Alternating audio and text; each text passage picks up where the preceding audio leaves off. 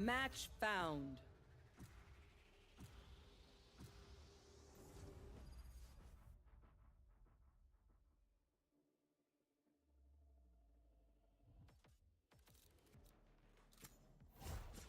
Move or get zapped.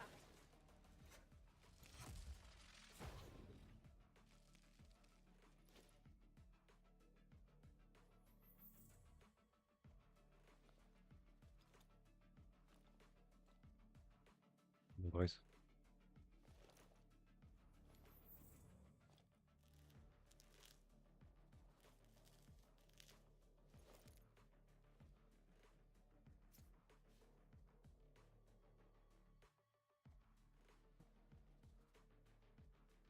We need a smoker, guys. Yeah, we need. If she wouldn't insert luck, we could have like choose better, I play main Neon. Sorry. bro. It's whatever, bro. You gotta play for the team.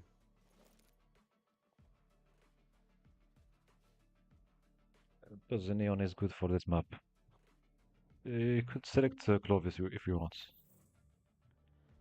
And sorry again for Starlock. It's okay. It's okay.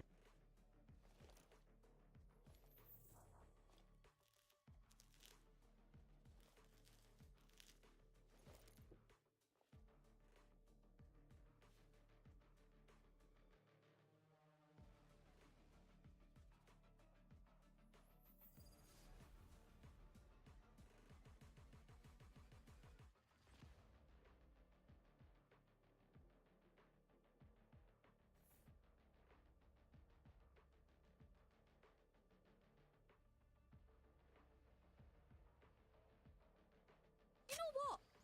If one of those lookalikes came over here and pretended to be one of you, I'm not sure I'd be able to tell the difference.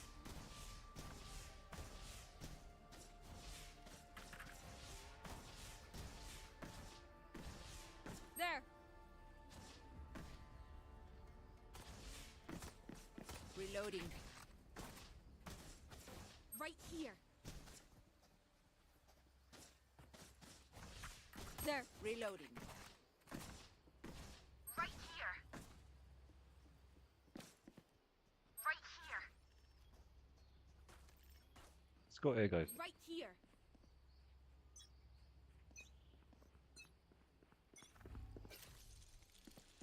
This way. I'm out of here. Trap destroyed. Enemy spotted A. Teleport's gone. One lurking. One lurking. Reloading. Nice. Excusez-moi. Bro, Neon. Stay still when Can you you shoot. heal don't- Sage? One enemy remaining. Enemy spotted A. Our spike's down. Spike down A. Well, this suit is ruined. I reckon I'll take a kip after this. I've earned it.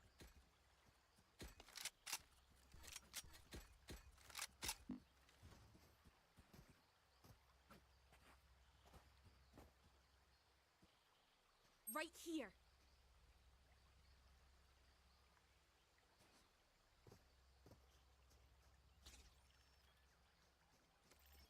Focus now. Eyes off me.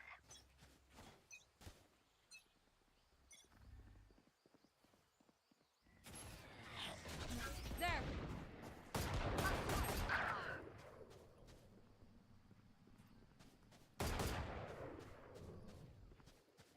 There.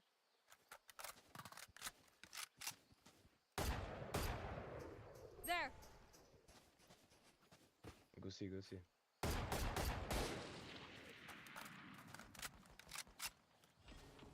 There. Gotta go. Go see. Enemy spotted C. Go, go, go. Shortcut.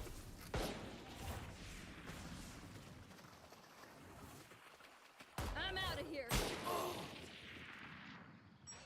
Wall raised. Anis. Spike planted.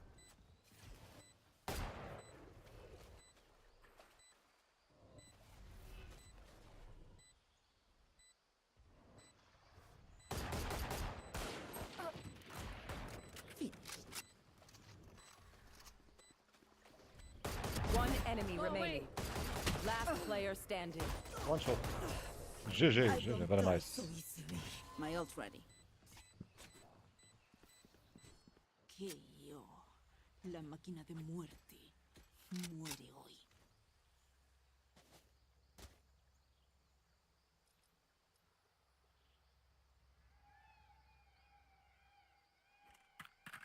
Gotta go.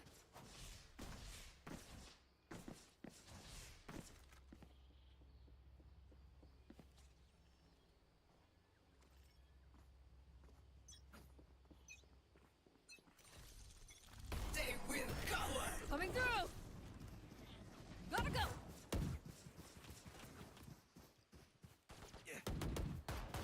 Shot in a smoke. Reloading.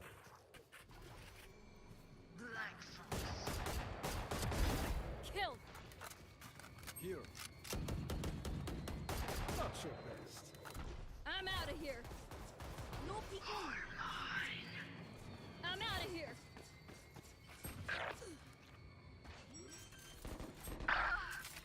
Okay, yo, stairs. Spike planted. Backside, Watch out. Last player standing.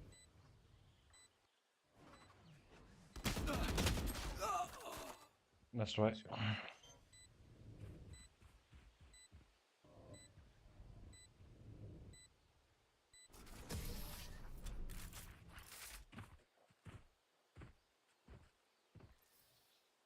Please do not mistake my smile. I take this all very seriously.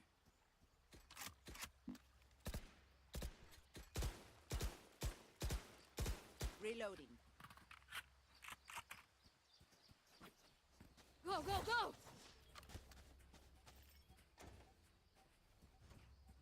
Go, go, go. Anyone need anything? Embarrass them. We go C. There. Reloading. That one's dead. Can't use it. Enemy spotted. See. Gotta go. I'm out of here. For you.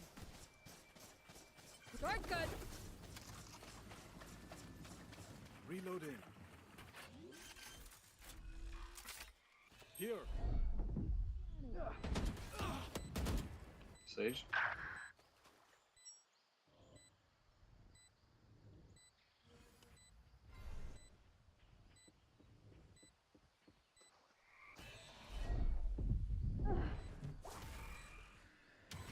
One enemy remaining.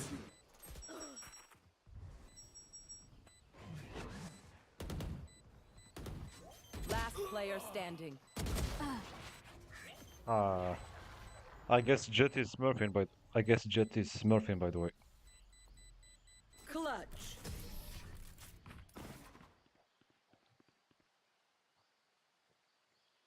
You know, I could just outlive them. Nah, bullets are quicker.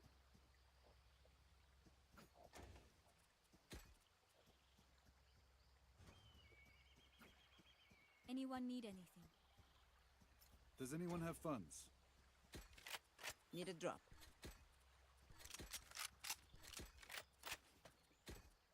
Fulfill our mission.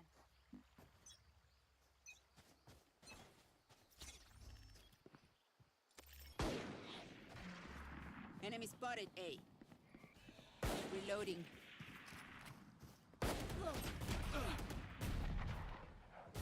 For you. Enemy A. Reloading. Down. Spike the spike. down. A. I'll hold it. Spike is down. I have the spike. Terminus. Last player Warriors standing. down. Spike down. A.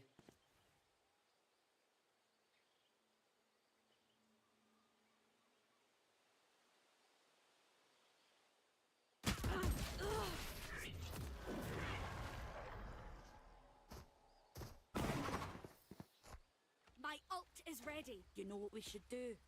I'll tell you. We should win. They are so dead.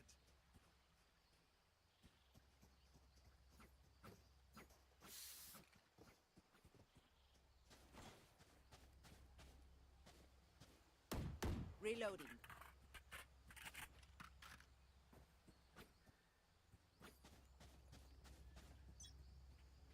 Go, go, go!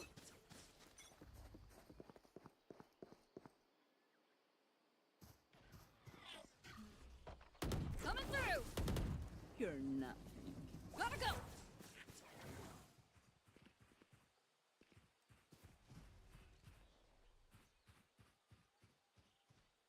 Drop in a smoke.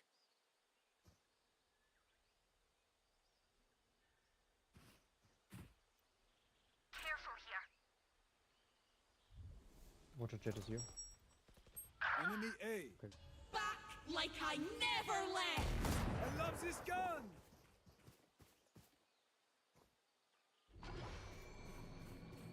Take this!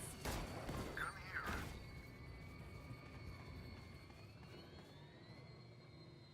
I'm plant, baby. Yeah, Nick. One enemy Gotta remaining. go! Enemy spotted A. Healing you. He's safe. I'm out of here! Go, go, go! Good job. Weapon choice. It is so personal, no? You pick a gun and it tells me who you are. I'm out of here!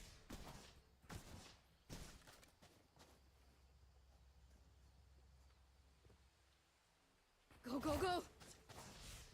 There.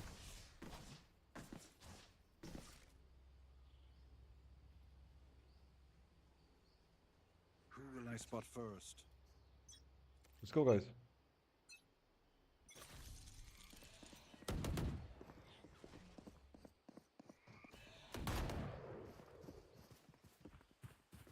Still inside. Take this! Enemy A. This way! Gotta go! Doesn't operate, just go away. Just run. Don't go in. Reloading. Spike is down. Spike down A. So close. I have the spike. Toaster is broken. Healing you.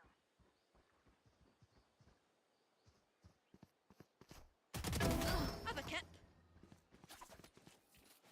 Your duty is not over!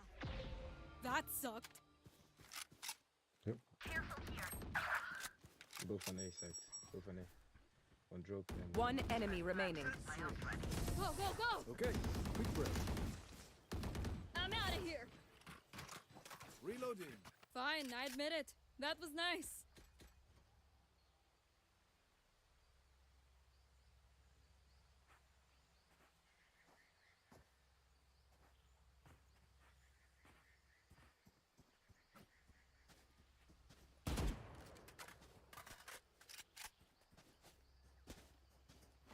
Gotta go! I'm gonna fry that bot. Get out of my way! Cutting Watch the out! Can't use it.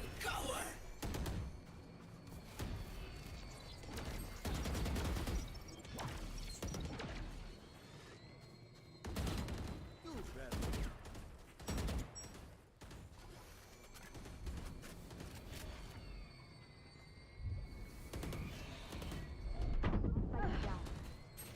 Spike down C. Have one of I don't these. think so. One enemy remaining. And 4. My ult is ready. Last player standing. Hey. Very nice. GG. Force ready. The symphony of death. Don't worry, you get used to it.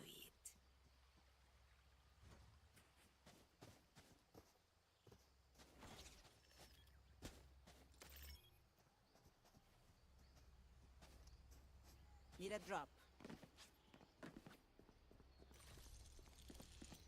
Nice aim, Chamber.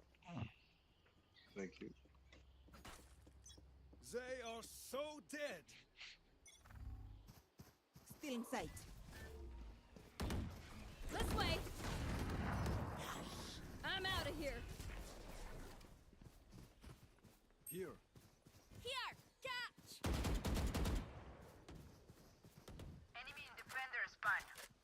You should run.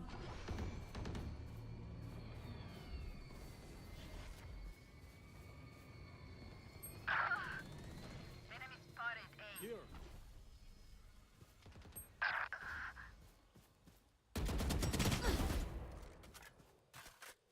Here. Heal, Sage, Sage. We tend to Heal, best. please. For you. Thank you.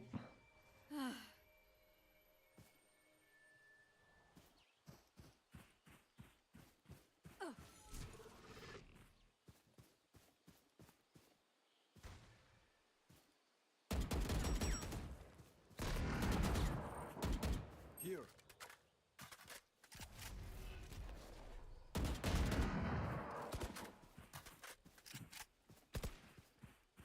30 seconds left.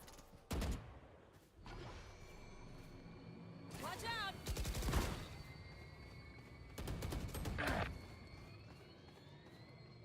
One enemy remaining. Plant. 10 seconds left. Spike planted. Go, go, go! Last player standing. Oh, shit.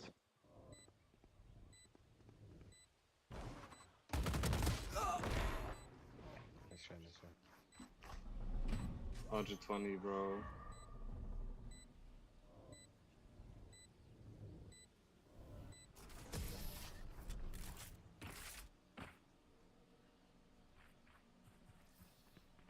Yous don't get a reset button, so stay alive, please.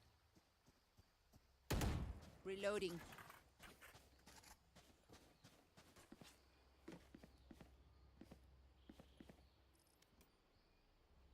Could have a drop. Could have a drop.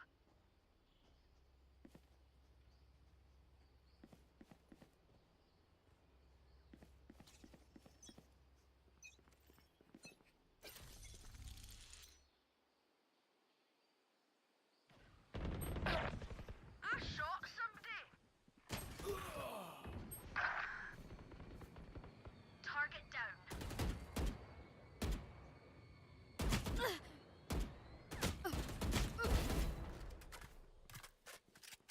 Gotta go! Last player standing. Spike down A.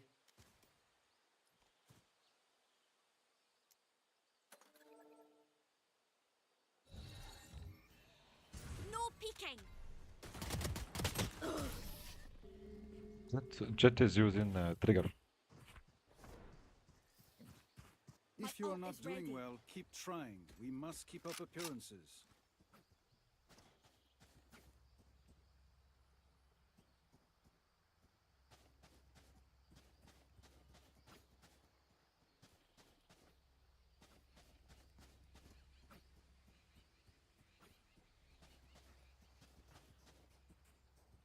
Reloading. Ah, break's over. Watch out for K. Watch out for K. Reloading. Enemy spotted C. Reloading. They found my trap. That's a kill.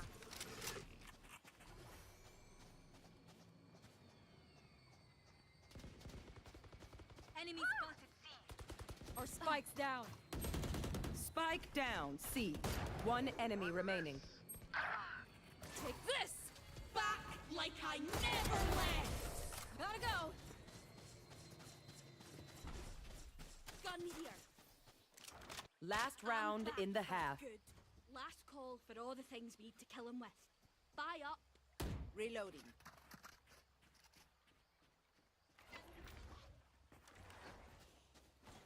I'm out of here.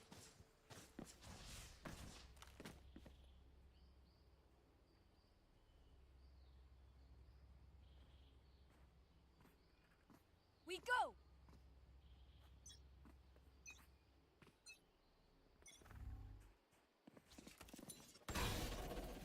Coming through.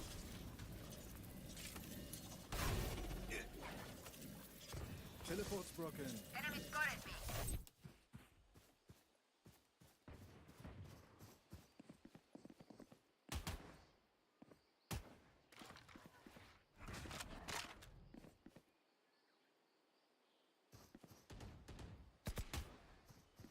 Enemy spotted A. No peeking. Get out of my way. Ugh. Here we go. The hunt begins.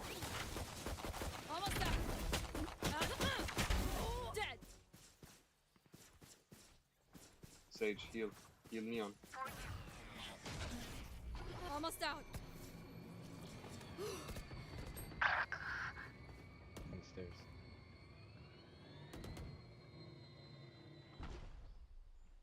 Go, go, go. Last player standing. 30 seconds left. Spike down A.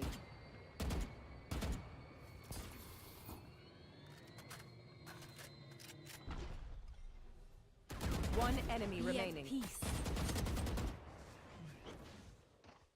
Push, push, push, push. Nice try. That's right.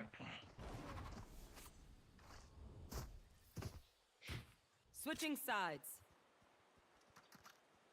Rana, clock sticking.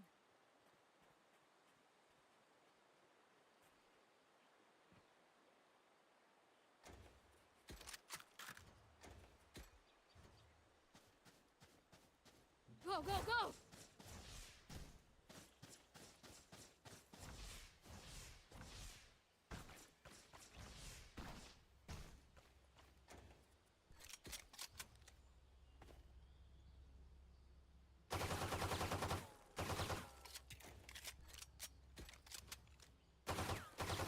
No prisoners.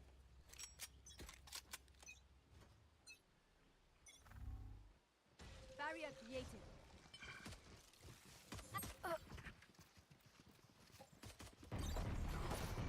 Adieu. Spike down A. Shift, shift in.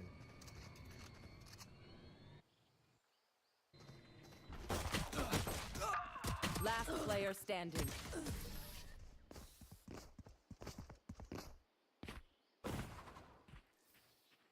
Once more into battle. I'm not Battle. tired. Are you? Gotta go!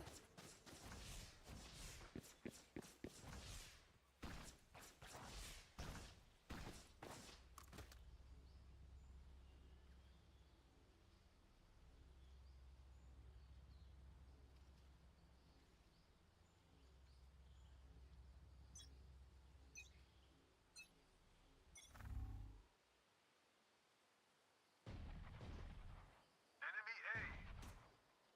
Enemy A. It's A, guys.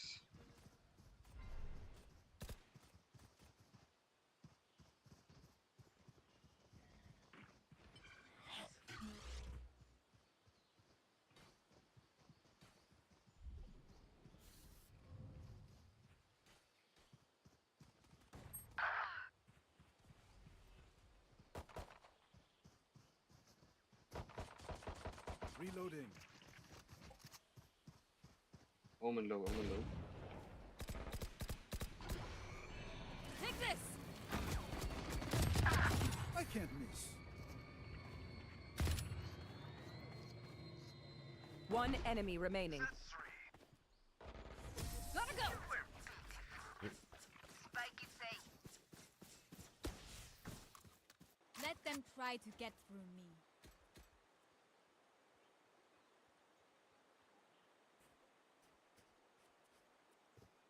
Could I have a drop? Could I have a drop?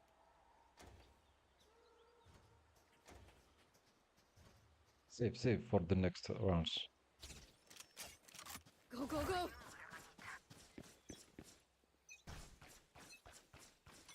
Watch out, C. B, B, B. I think. I hear them. I'm out of here! Enemy spotted C. Healing you. Running low.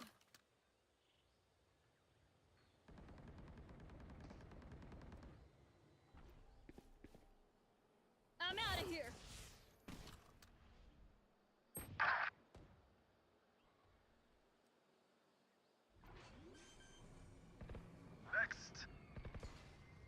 Spike planted. Watch out! Last player standing. Nice try.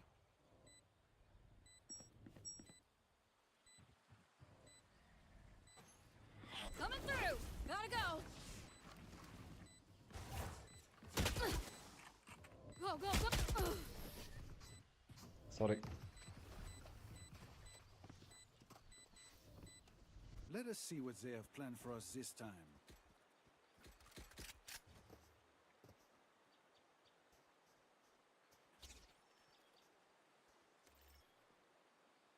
They are so dead. Go, go, go.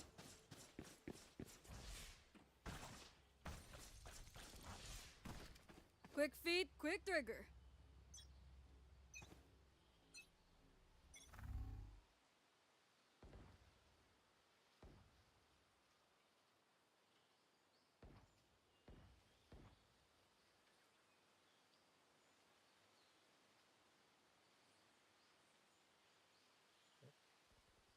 No sign? It's B. It's B, it's B. I'm out of Spike here. planted. My ult ready.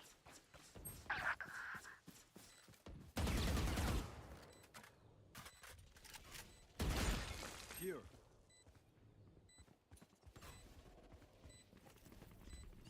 Dropping a stick. This way. Gotta go. Take this. Yeah, catch. Keep defusing, keep defusing.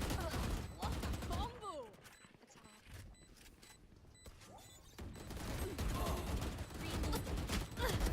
Last player standing.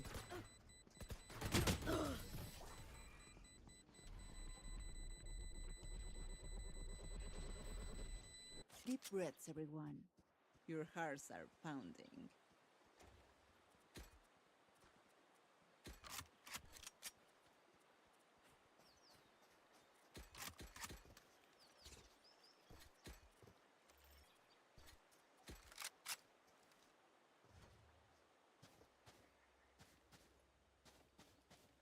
I'm out of here. One in B. Flow, go B. I will be.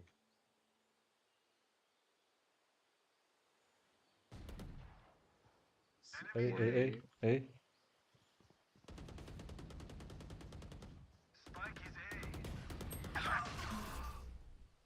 I hold B. Oh good.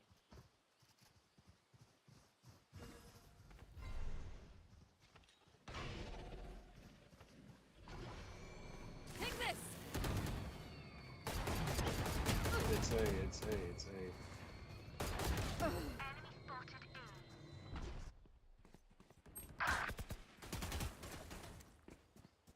Reloading. Cutting their vision.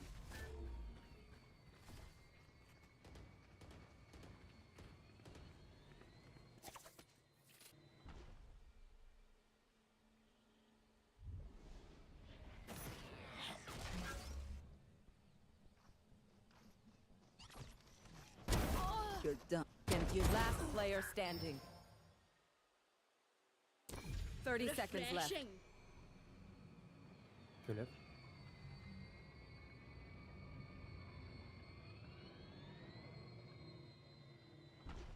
One enemy remaining. Jet low, Spike jet low. down A. No peeking. GG. Very nice. Let's go, bro. Knew that Nice. one. Stand tall. We are Valorant. We are fighters.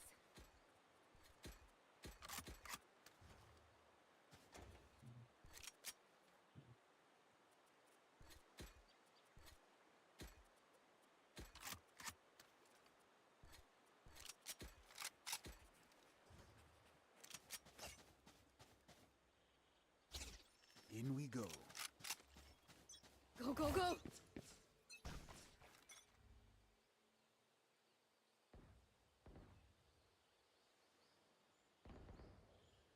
Enemy spotted. Gotta go.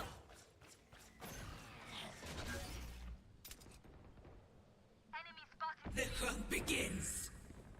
Pathetic. It's 1A, Enemy 1A. A. One in KONA. Enemy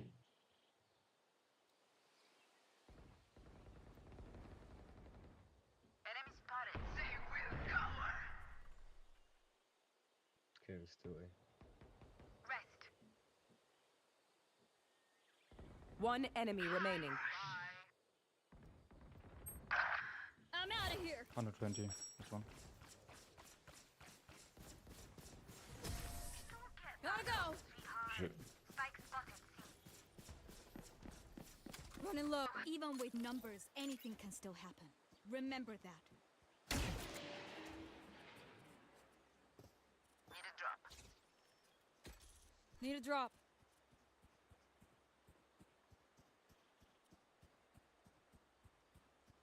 Need a drop. I can buy it. Can you buy me, Glois? Need a Can someone drop. buy me? Chamber maybe? I don't know. Oh, thank you. But I'm out. Thanks. Thank you very much. Get out of my way. Go.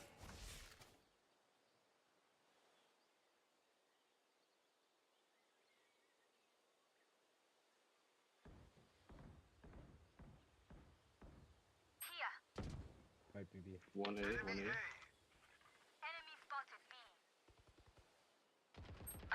I'm out of You here. should run. Like I never left. B, B.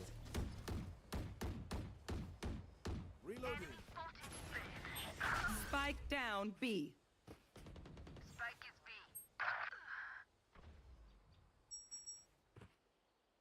Spike is You are powerless. Go, go, go. Many enemies B. Here. Last player standing.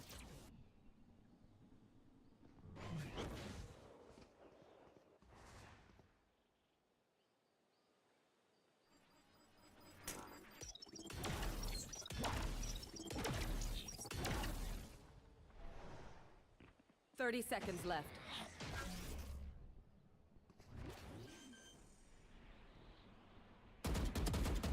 Spike planted.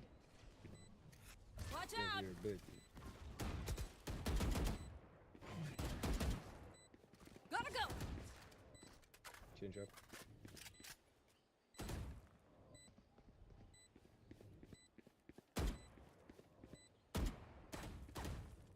This way.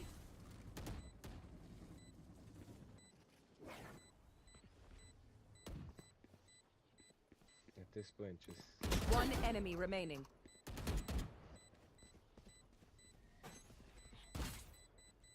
I didn't come here to die.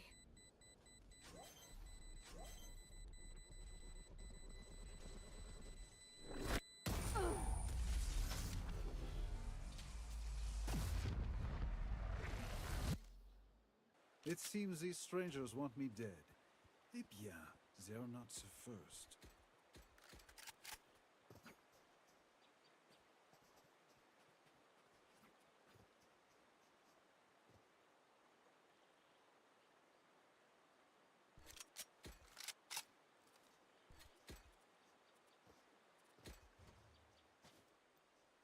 For you, hermanita.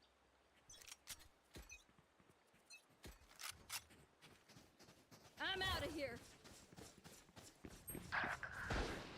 one A long. Enemy spotted A.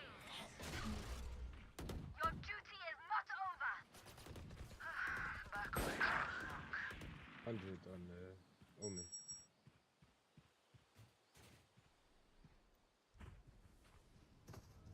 Here. Here.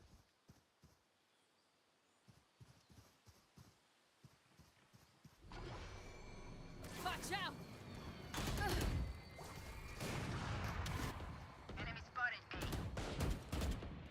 A. Enemy spotted A.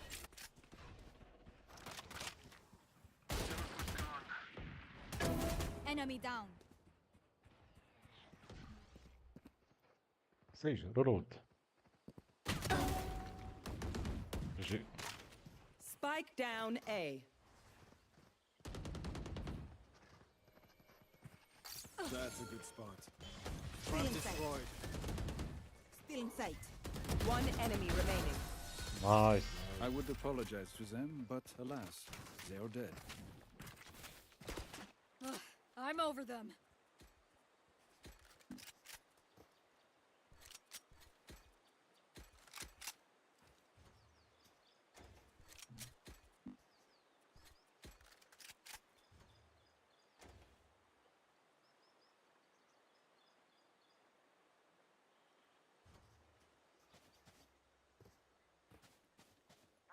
We survive.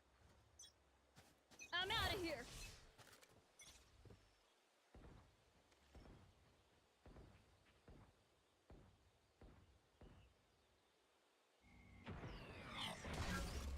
Probably A again.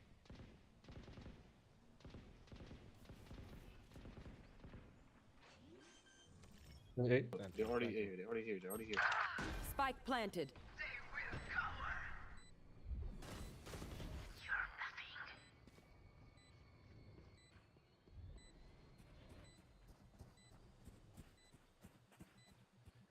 Here. 120. Here we go. Out of charges. Last player standing. Out of charges. One enemy remaining. Out of charges. Yeah, just hurry up. You don't have no time. Go, go, go. Oh. Shit.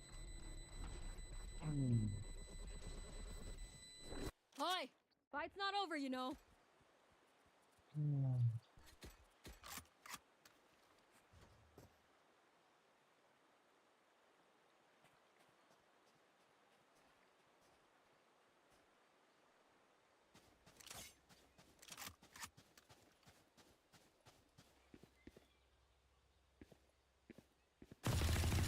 Oh shit, I lost my pet rock.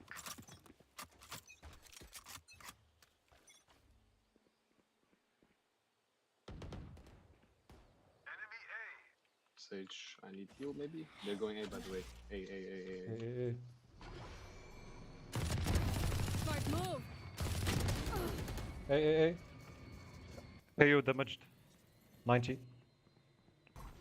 Have one of these. Sage, I need heal.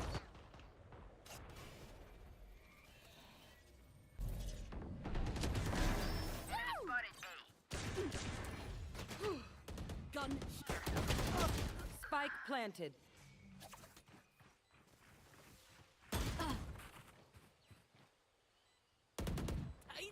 Reload. One enemy remaining.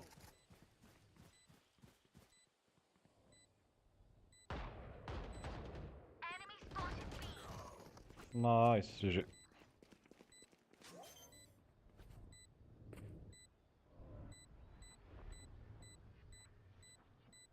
No fireworks today, I'm afraid.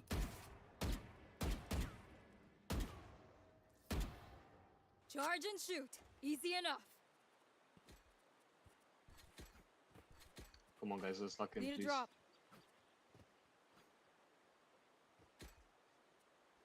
Need a drop. Someone buy me, please.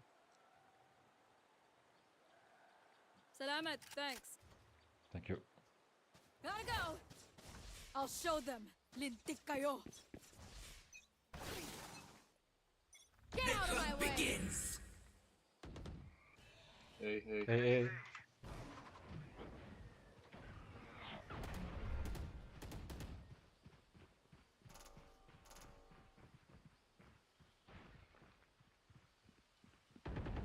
My ult is ready. Spike down A. Oh no. Enemy dropped in a smoke. Caio, Spike 80. spotted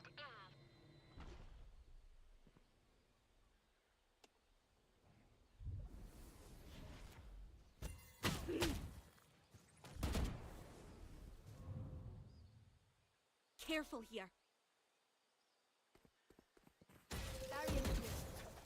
Nice one. Sage, heal yourself. Here. Enemy spotted A. Okay. Toaster is broken. My ult is ready. Bind, guys. One enemy remaining.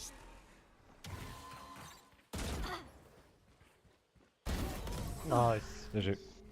Let's go. Spike's here. Match point. They'll throw everything at us you can. Alright, guys, let's Be make this ready. last round, please. They are so dead.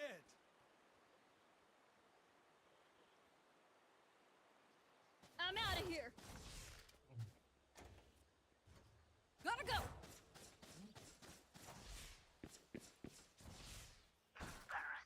Gotta go.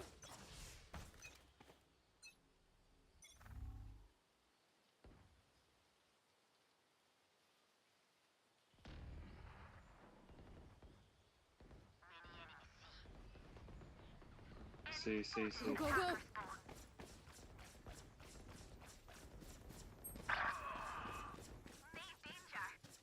Almost out.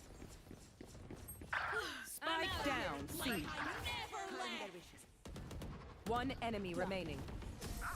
GG, very nice. Defenders win. I'll walk you off, and we'll do it again, and a bunch of other times after that.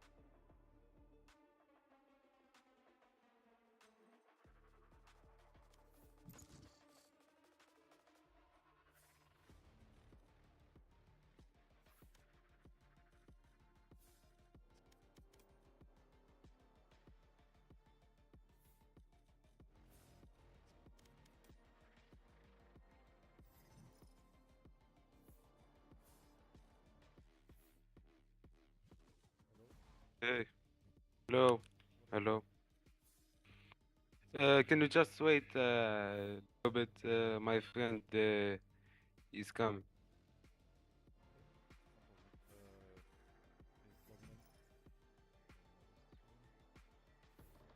Yeah, he will. He will open now. Great. He's coming. Let's wait. We're waiting for a friend. He will come right now. Who are you, bro? I'm Wiz. This is one that an invite from the enemies. He said he will come now. Okay, okay. What you doing?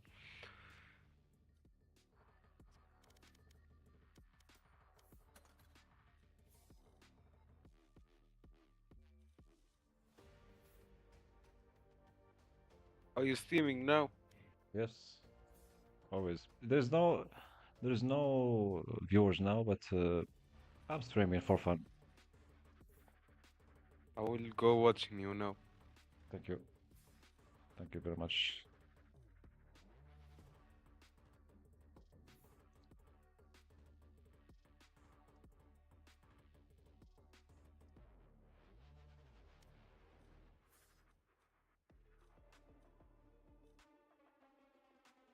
Can you give me the team code?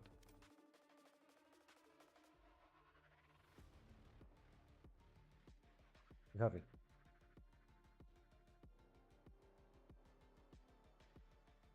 You mean the leader?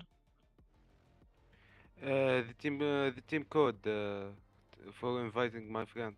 Yeah, yeah, yeah. You have it now. You can invite it.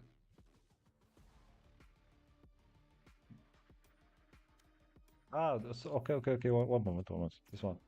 We talk about this one.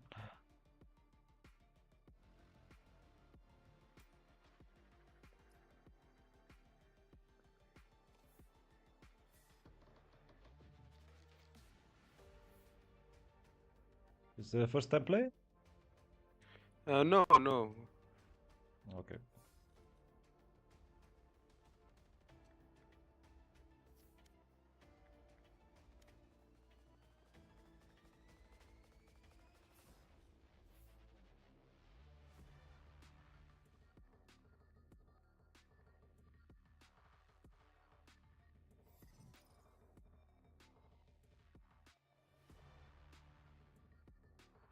Okay, let's go. What? السلام عليكم. Walaikum salam. Hello. How are you?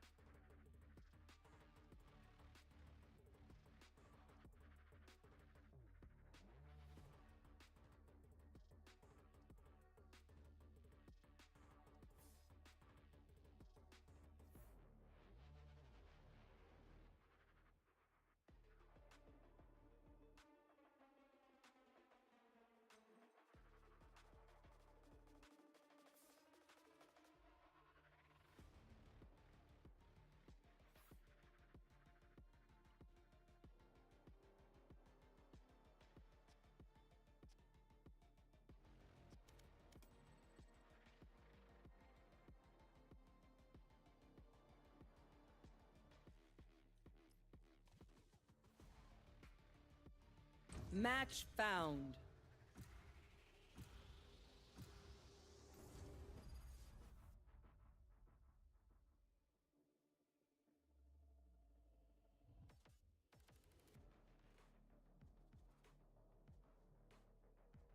You will play arena? Do you wanna pick her? No, no, no, no. I don't play arena.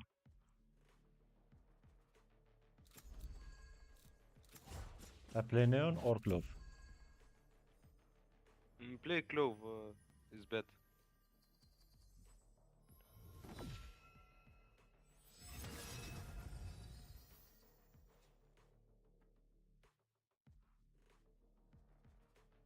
I've got all the time in the world.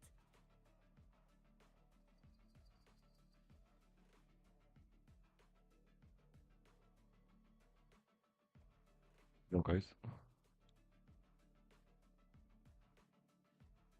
I would pick Sage.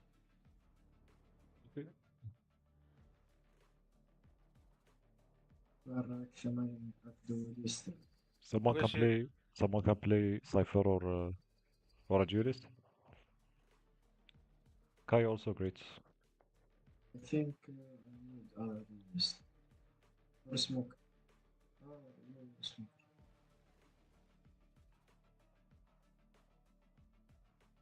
He's not picking. Oh, I saw.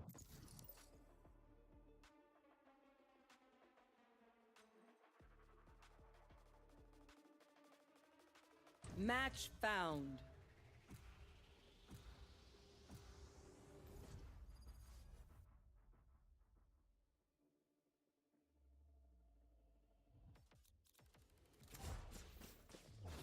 I will play Neon on Lotus.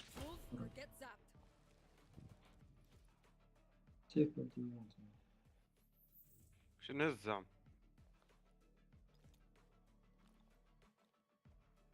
نزلت حبتهم.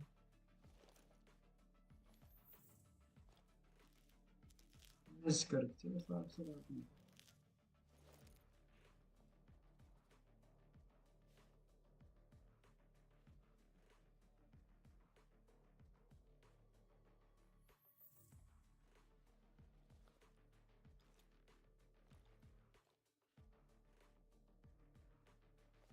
تعرف تحب السايب. شنو هو؟ تعرف تحب السايب. اي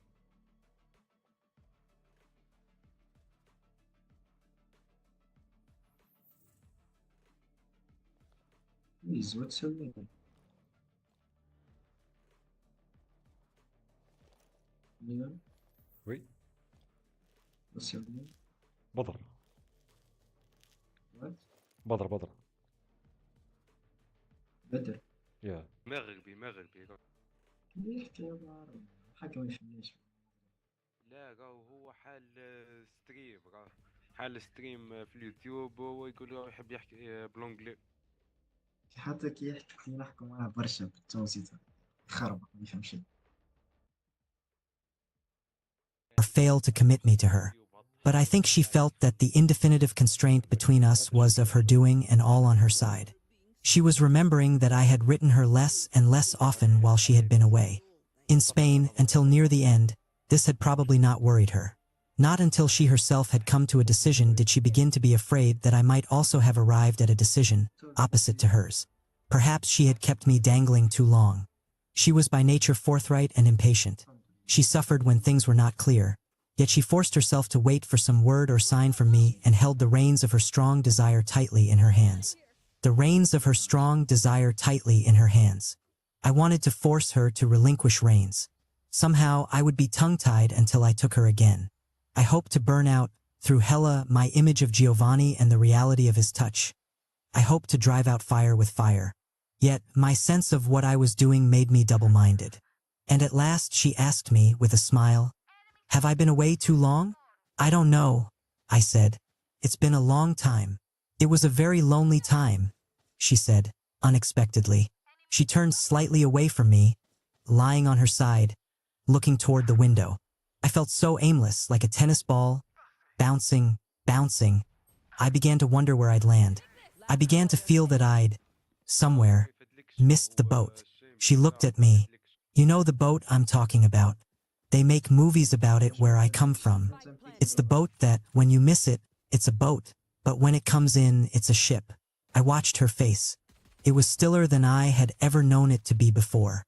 "Didn't you like Spain?" I asked, nervously. "At all." She ran one hand, impatiently, through her hair. "Oh, of course I like Spain, why not? It's very beautiful. I just didn't know what I was doing there. And I'm beginning to be tired of being in places for no particular reason." I lit a cigarette and smiled. "But you went to Spain to get away from me, remember?" She smiled and stroked my cheek. "I haven't been very nice to you, have I? You've been very honest." I stood up and walked a little away from her. Did you get much thinking done, Hella? I told you in my letter. Don't you remember? For a moment everything seemed perfectly still. Even the faint street noises died. I had my back to her, but I felt her eyes. I felt her waiting. Everything seemed to be waiting. I wasn't sure about that letter. I was thinking, perhaps I can get out of it without having to tell her anything. You were so sort of offhand. I couldn't be sure whether you were glad or sorry to be throwing in with me. Oh, she said. But we've always been offhand. If that's the only way I could have said it. But I could not say it. I sensed that, though it might be true, she no longer knew it. But perhaps, she said carefully, you feel differently now. Please say so if you do. She waited for my answer for a moment. Then, you know, I'm not really the emancipated girl I try to be at all. I guess I just want a man to come home to me every night. I want to be able to sleep with a man without being home to me every night. I want to be able to sleep with a man without being afraid he's going to knock me up. Hell, I want to be knocked up. I want to start having babies. In a way, if that's really all I'm good for. There was silence again. Is that what you want? Yes, I said. I've always wanted that. I turned to face her very quickly, or as though strong hands on my shoulders had turned me around. The room was darkening. She lay on the bed watching me, her mouth slightly open and her eyes like lights. I was terribly aware of her body, and of mine. I walked over to her and put my head on her breast. I wanted to lie there, hidden and still. But then, deep within, I felt her moving, rushing to open the gates of her strong, walled city and let the King of Glory come in. Dear Dad, I wrote, I won't keep any secrets from you anymore. I found a girl and I want to marry her, and it wasn't that I was keeping secrets from you. I just wasn't sure she wanted to marry me. But she's finally agreed to risk it, poor soft-headed thing that she is, and we're planning to tie the knot while we're still over here and make our way home by easy stages. She's not French, in case you're worried. I know you don't dislike the French. It's just that you don't think they have our virtues. I might add, they don't. Anyway, Hella, her name is Hella Lincoln. She comes from Minneapolis. Her father and mother still live there. He's a corporation lawyer. She's just a little woman. Hella would like us to honeymoon here, and it goes without saying that I like anything she likes. So, now will you send your loving son some of his hard-earned money? Tout de suite. That's French for pronto. Hella, the photo doesn't really do her justice. Came over here a couple of years ago to study painting. Then she discovered she wasn't a painter, and just about the time she was ready to throw herself into the Seine, we met, and the rest, as they say, is history. I know you'll love her, Dad, and she'll love you. She's already made me a very happy man. Hella and Giovanni met by accident, after Hella had been in Paris for 3 days. During those 3 days I had not seen him and I had not mentioned his name. We had been wandering about the city all day, and all day Hella had been full of a subject which I had never heard her discuss at such length before. Women. She claimed it was hard to be one. I don't see what's so hard about being a woman. At least, not as long as she's got a man. That's just it, said she. Hasn't it ever struck you that that's a sort of humiliating necessity? Oh, please, I said. It never seemed to humiliate any of the women I knew. Well, she said, I'm sure you never thought about any of them in that way. I certainly didn't. I hope they didn't either. And why are you? What's your beef? I've got no beef, she said. She hummed, low in her throat, a kind of playful Mozart tune. I've got no beef at all. But it does seem, well, difficult to be at the mercy of some gross, unshaven stranger before you can begin to be yourself. I don't know if I like that, I said. Since when have I been gross? Or a stranger? It may be true that I need a shave, but that's your fault. I haven't been able to tear myself away from you. And I grinned and kissed her. Well, she said, you may not be a stranger now, but you were once, and I'm sure you will be again. Many times. If it comes to that, I said, so will you be for me? She looked at me with a quick, bright smile. Will I? Then. But what I mean about being a woman is, we might get married now and stay married for 50 years, and I might be a stranger to you every instant of that time, and you might never know it. But if I were a stranger, you would know it? For a woman, she said, I think a man is always a stranger. And there's something awful about being at the mercy of a stranger. But men are at the mercy of women, too. Have you never thought of that? Ah, she said, Men may be at the mercy of women. I think men like that idea, it strokes the misogynist in them. But if a particular man is ever at the mercy of a particular woman, why, he's somehow stopped being a man. And the lady, then, is more neatly trapped than ever. You mean, I can't be at your mercy? But you can be at mine. I laughed. I'd like to see you at anybody's mercy, Hella. You may laugh, she said humorously. But there is something in what I say. I began to realize it in Spain, that I wasn't free, that I couldn't be free until I was attached, no, committed to someone. To someone? Not something. She was silent. I don't know, she said at last. But I'm beginning to think that women get attached to something really by default. They'd give it up if they could any time for a man. Of course they can't admit this, and neither can most of them let go of what they have. But I think it kills them. Perhaps I only mean, she added after a moment, that it would have killed me. What do you want, Hella? What have you got now that makes such a difference? She laughed. It isn't what I've got. It isn't even what I want. It's that you've got me. So now I can be your obedient and most loving servant. I felt cold. I shook my head in mock confusion. I don't know what you're talking about. Why, she said, TM talking about my life. I've got you to take care of and feed and torment and trick and love. I've got you to put up with. From now on, I can have a wonderful time complaining about being a woman. But I won't be terrified that I'm not one. She looked at my face and laughed. Oh, I'll be doing other things, she cried. I won't stop being intelligent.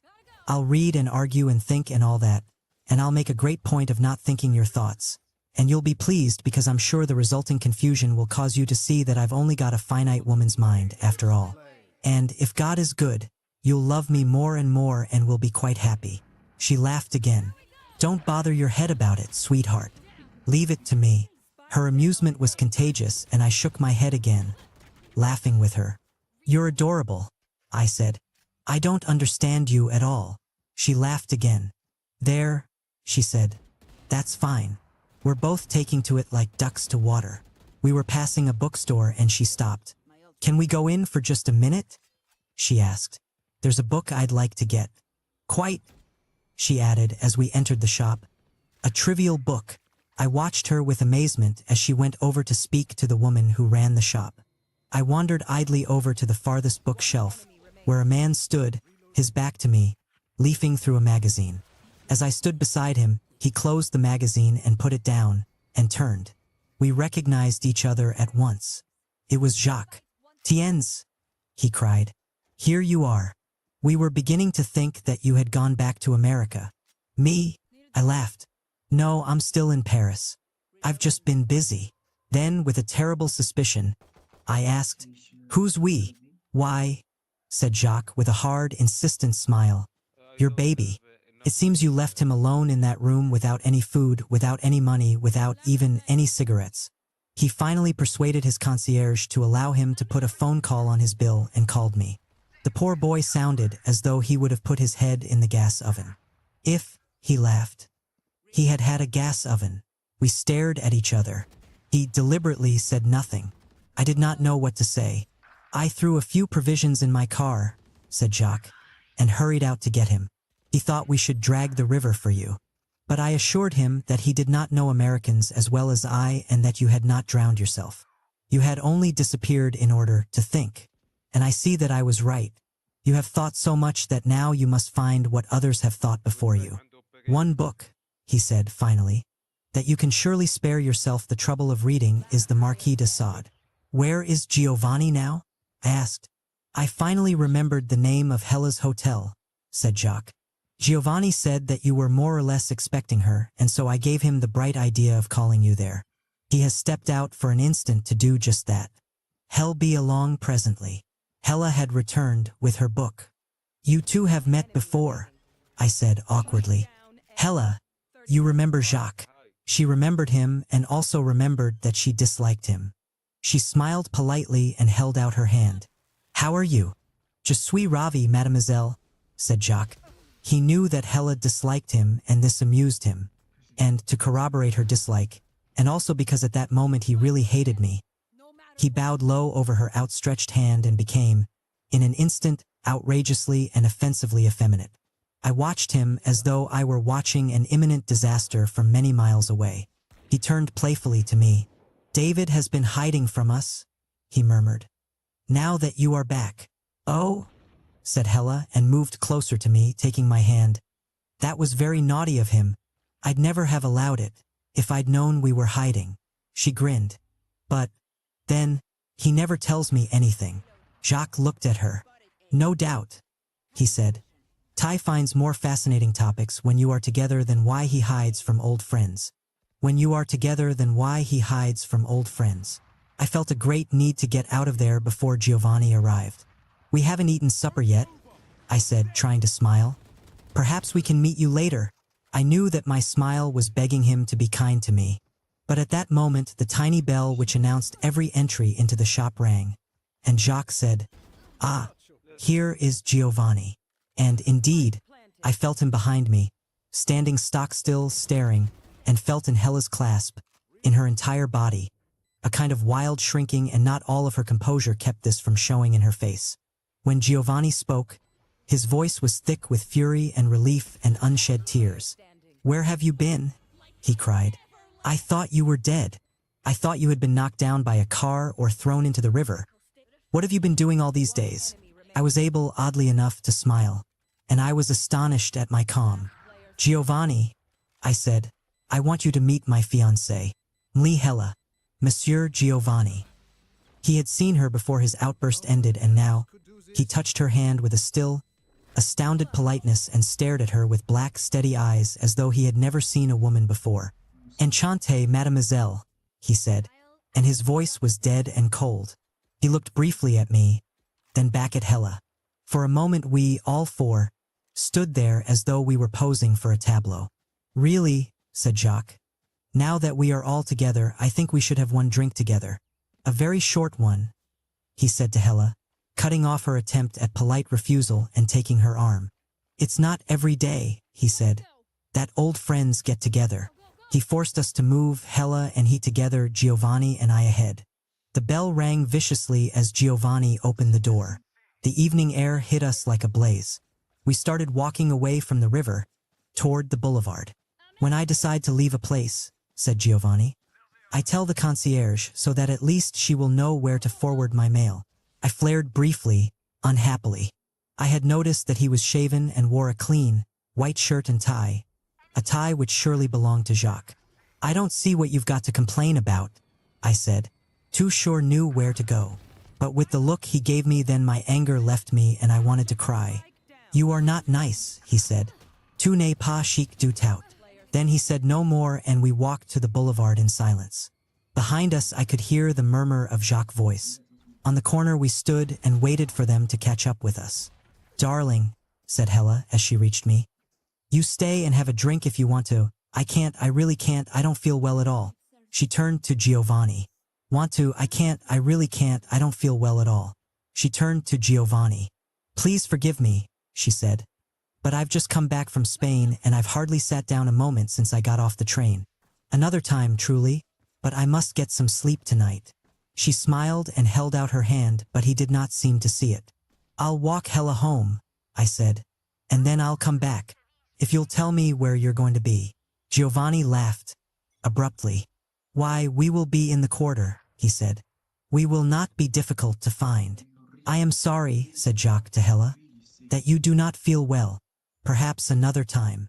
And Hella's hand, which was still uncertainly outstretched, he bowed over and kissed a second time. He straightened and looked at me. "You must bring Hella to dinner at my house one night." He made a face. "There is no need to hide your fiancée from us." "No need whatever," said Giovanni. "She is very charming. And we," with a grin to Hella, "will try to be charming too." "Well," I said and took Hella by the arm, "I'll see you later." "If I am not here," said Giovanni, both vindictive and near tears, "lay the time you come back again. I will be at home. You remember where that is?" "It is near a zoo."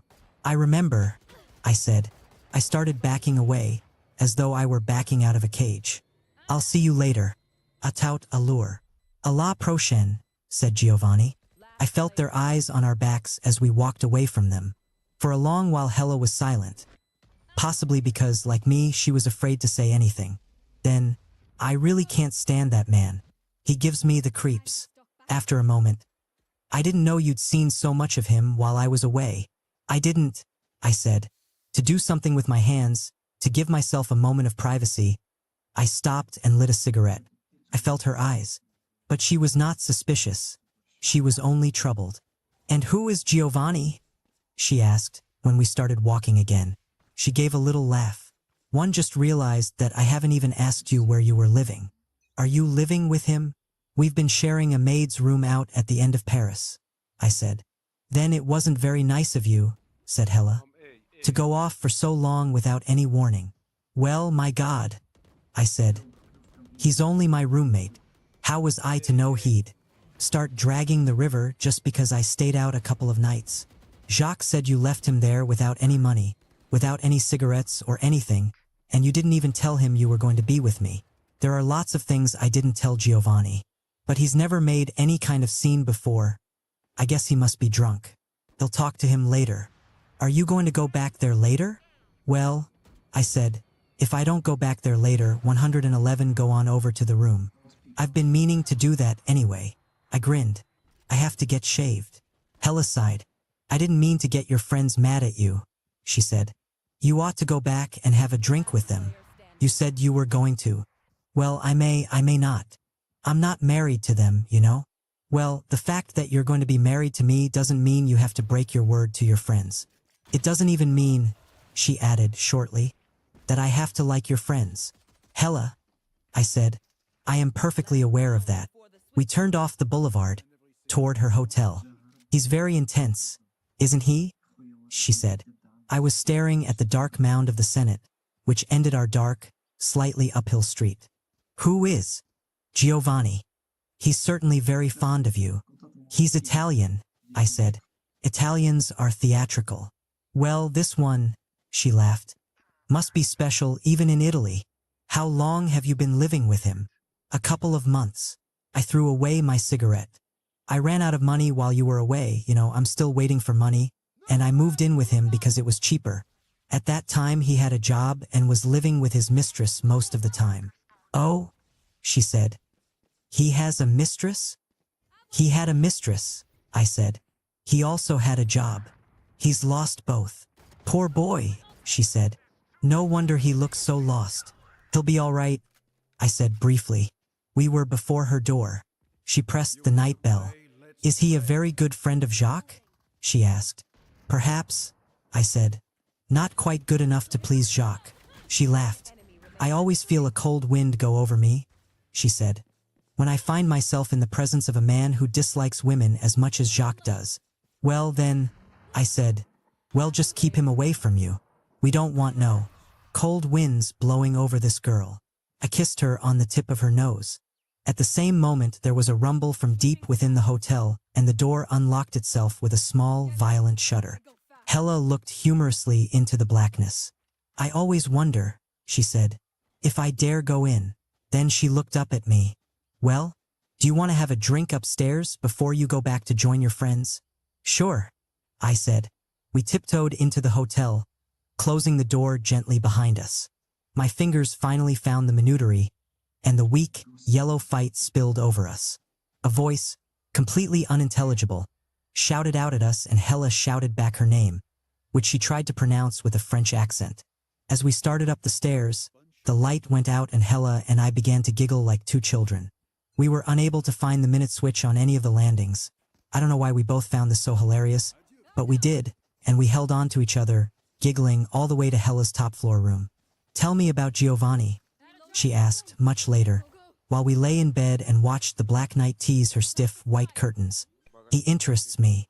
That's a pretty tactless thing to say at this moment, I told her. What the hell do you mean, he interests you? I mean who he is, what he thinks about, how he got that face. What's the matter with his face? Nothing. He's very beautiful as a matter of fact. But there's something in that face so old-fashioned. Go to sleep, I said. You're babbling. How did you meet him? Oh, in a bar one drunken night with lots of other people. Was Jacques there? I don't remember. Yes, I guess so.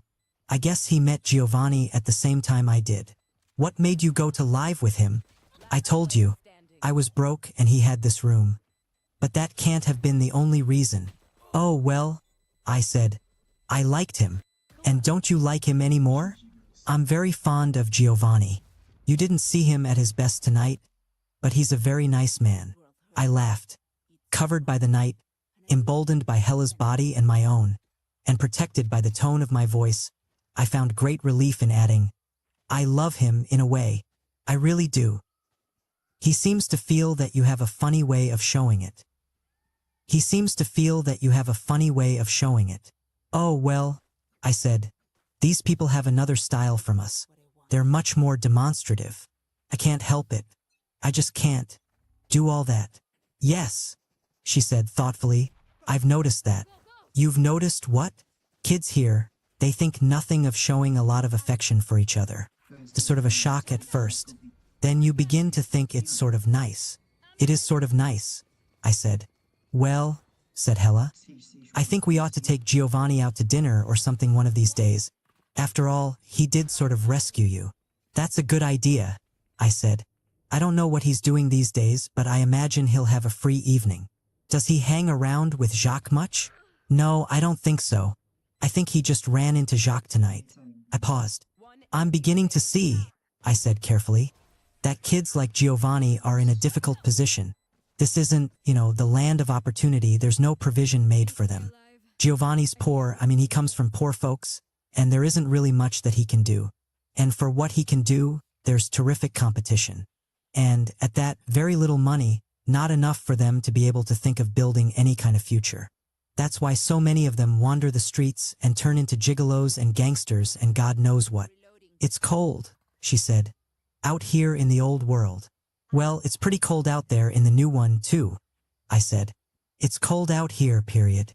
She laughed. But we have our love to keep us warm. We're not the first people who thought that as they lay in bed. Nevertheless, we lay silent and still in each other's arms for a while.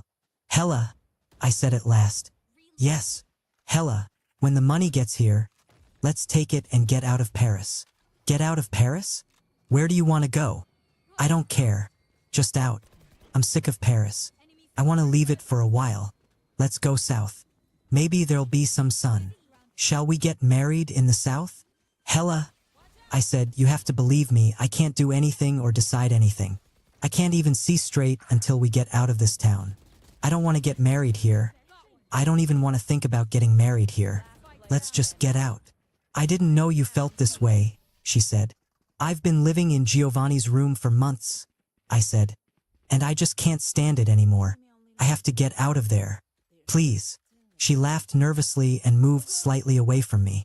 Well, I really don't see why getting out of Giovanni's room means getting out of Paris. I sighed. Please, Hella. I don't feel like going into long explanations now. Maybe it's just that if I stay in Paris, I'll keep running into Giovanni and... I stopped. Why should that disturb you? Well, I can't do anything to help him and I can't stand having him watch me. As though I'm an American, Hella, he thinks I'm rich. I paused and sat up, looking outward. She watched me. He's a very nice man, as I say, but he's very persistent. And he's got this thing about me, he thinks I'm God. And that room is so stinking and dirty. And soon winter'll be here and if it's going to be cold. I turned to her again and took her in my arms. Look, let's just go. I'll explain a lot of things to you later. Later, when we get out. There was a long silence. And you want to leave right away? She said. Yes. As soon as that money comes, let's rent a house. You're sure, she said, that you don't just want to go back to the States? I groaned. No, not yet.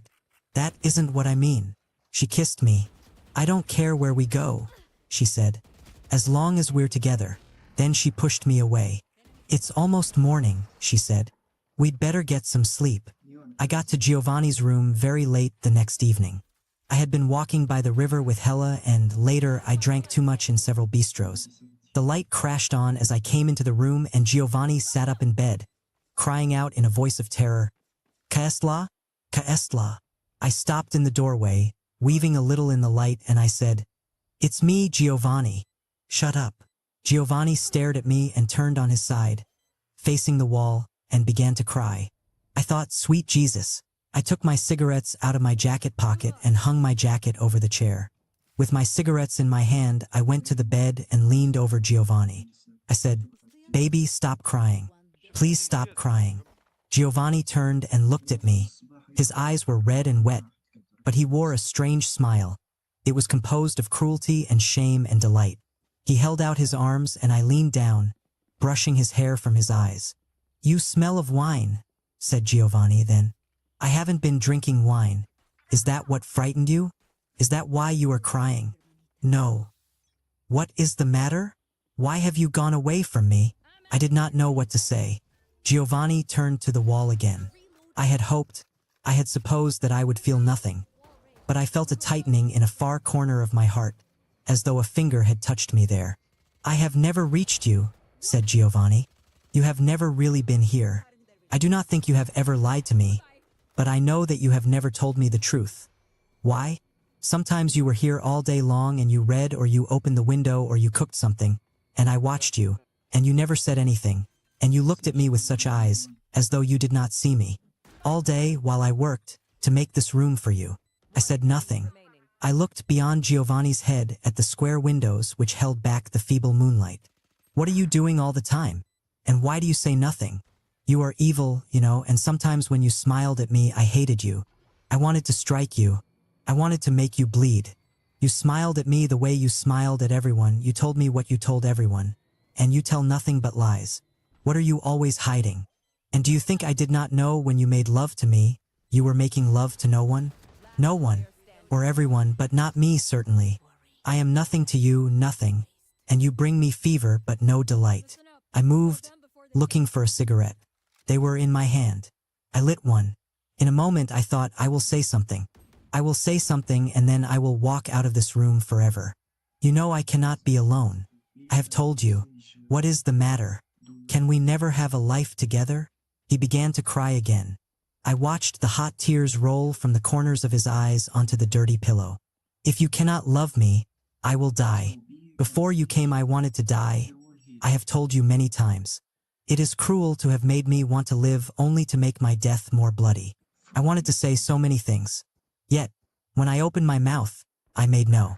I wanted to say so many things. Yet, when I opened my mouth, I made no sound. And yet, I do not know what I felt for Giovanni. I felt nothing for Giovanni. I felt terror and pity and a rising lust. He took my cigarette from my lips and puffed on it, sitting up in bed, his hair in his eyes again. I have never known anyone like you before. I was never like this before you came. Listen, in Italy I had a woman and she was very good to me. She loved me, and she took care of me and she was always there when I came in from work, in from the vineyards, and there was never any trouble between us, never. I was young then and did not know the things I learned later or the terrible things you have taught me.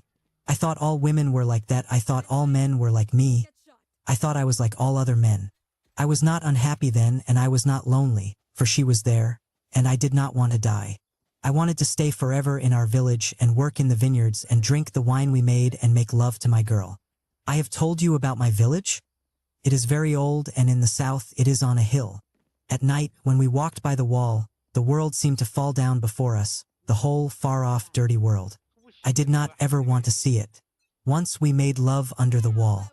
Yes, I wanted to stay there forever and eat much spaghetti and drink much wine and make many babies and grow fat. You would not have liked me if I had stayed.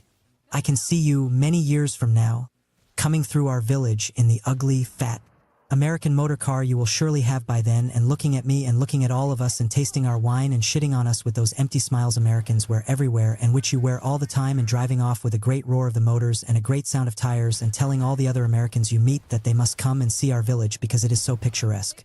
And you will have no idea of the life there, dripping and bursting and beautiful and terrible, as you have no idea of my life now. But I think I would have been happier there and I would not have minded your smiles. I would have had my life. I have lain here many nights, waiting for you to come home, and thought how far away is my village and how terrible it is to be in this cold city, among people whom I hate, where it is cold and wet and never dry and hot as it was there, and where Giovanni has no one to talk to, and no one to be with, and where he has found a lover who is neither man nor woman, nothing that I can know or touch. You do not know, do you, what it is like to he awake at night and wait for someone to come home? But I am sure you do not know. You do not know anything. You do not know any of the terrible things. That is why you smile and dance the way you do, and you think that the comedy you are playing with the short-haired, moon-faced little girl is love. He dropped the cigarette to the floor, where it lay burning faintly. He began to cry again. I looked at the room, thinking, I cannot bear it. I left my village one wild, sweet day. I will never forget that day. It was the day of my death. I wish it had been the day of my death. I remember the sun was hot and scratchy on the back of my neck as I walked the road away from my village, and the road went upward and I walked bent over. I remember everything, the brown dust at my feet, and the little pebbles which rushed before me, and the short trees along the road and all the flat houses and all their colors under the sun. I remember I was weeping, but not as I am weeping now, much worse, more terrible. Since I am with YM, I cannot even cry as I cried then. That was the first time in my life that I wanted to die. I had just buried my baby in the churchyard where my father and my father's fathers were, and I had left my girl screaming in my mother's house. Yes, I had made a baby, but it was barn dead. It was all gray and twisted when I saw it, and it made no sound. And we spanked it on the buttocks, and we sprinkled it with holy water, and we prayed, but it never made a sound. It was dead. It was a little boy. It would have been a wonderful, strong man, perhaps even the kind of man you and Jacques and Guillaume and all your disgusting band of fairies spend all your days and nights looking for and dreaming of. But it was dead. It was my baby, and we had made it, my girl and I, and it was dead. When I knew that it was dead, I took our crucifix off the wall, and I spat on it, and I threw it on the floor, and my mother and my girl screamed, and I went out. We buried it right away, the next day, and then I left my village, and I came to this city where surely God has punished me for all my sins and for spitting on his holy son, and where I will surely die. I do not think that I will ever see my village again. I stood up. My head was turning. Salt was in my mouth. The room seemed to rock, as it had the first time I had come here, so many lifetimes ago. I heard Giovanni's moan behind me. Sherry, mon trace cher, don't leave me. Please don't leave me. I turned and held him in my arms, staring above his head at the wall, at the man and woman on the wall who walked together among roses. He was sobbing, it would have been said, as though his heart would break. But I felt that it was my heart which was broken. Something had broken in me to make me so cold and so perfectly still and far away. Still, I had to speak. Giovanni, I said. Giovanni. He began to be still. He was listening. I felt unwillingly, not for the first time, the cunning of the desperate. The cunning of the desperate. Giovanni, I said. You always knew that I would leave one day. You knew my fiancée was coming back to Paris. You are not leaving me for her, he said. You are leaving me for some other reason. You lie so much you have come to believe all your own lies.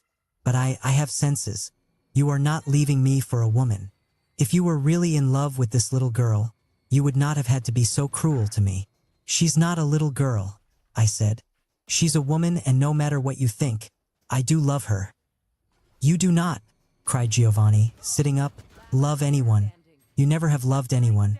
I am sure you never will. You love your purity. You love your mirror. You are just like a little virgin. You walk around with your hands in iron of you as though you had some precious metal, gold, silver, rubies, maybe diamonds down there between your legs. You will never give it to anybody. You will never let anybody touch it, man or woman. You want to be clean.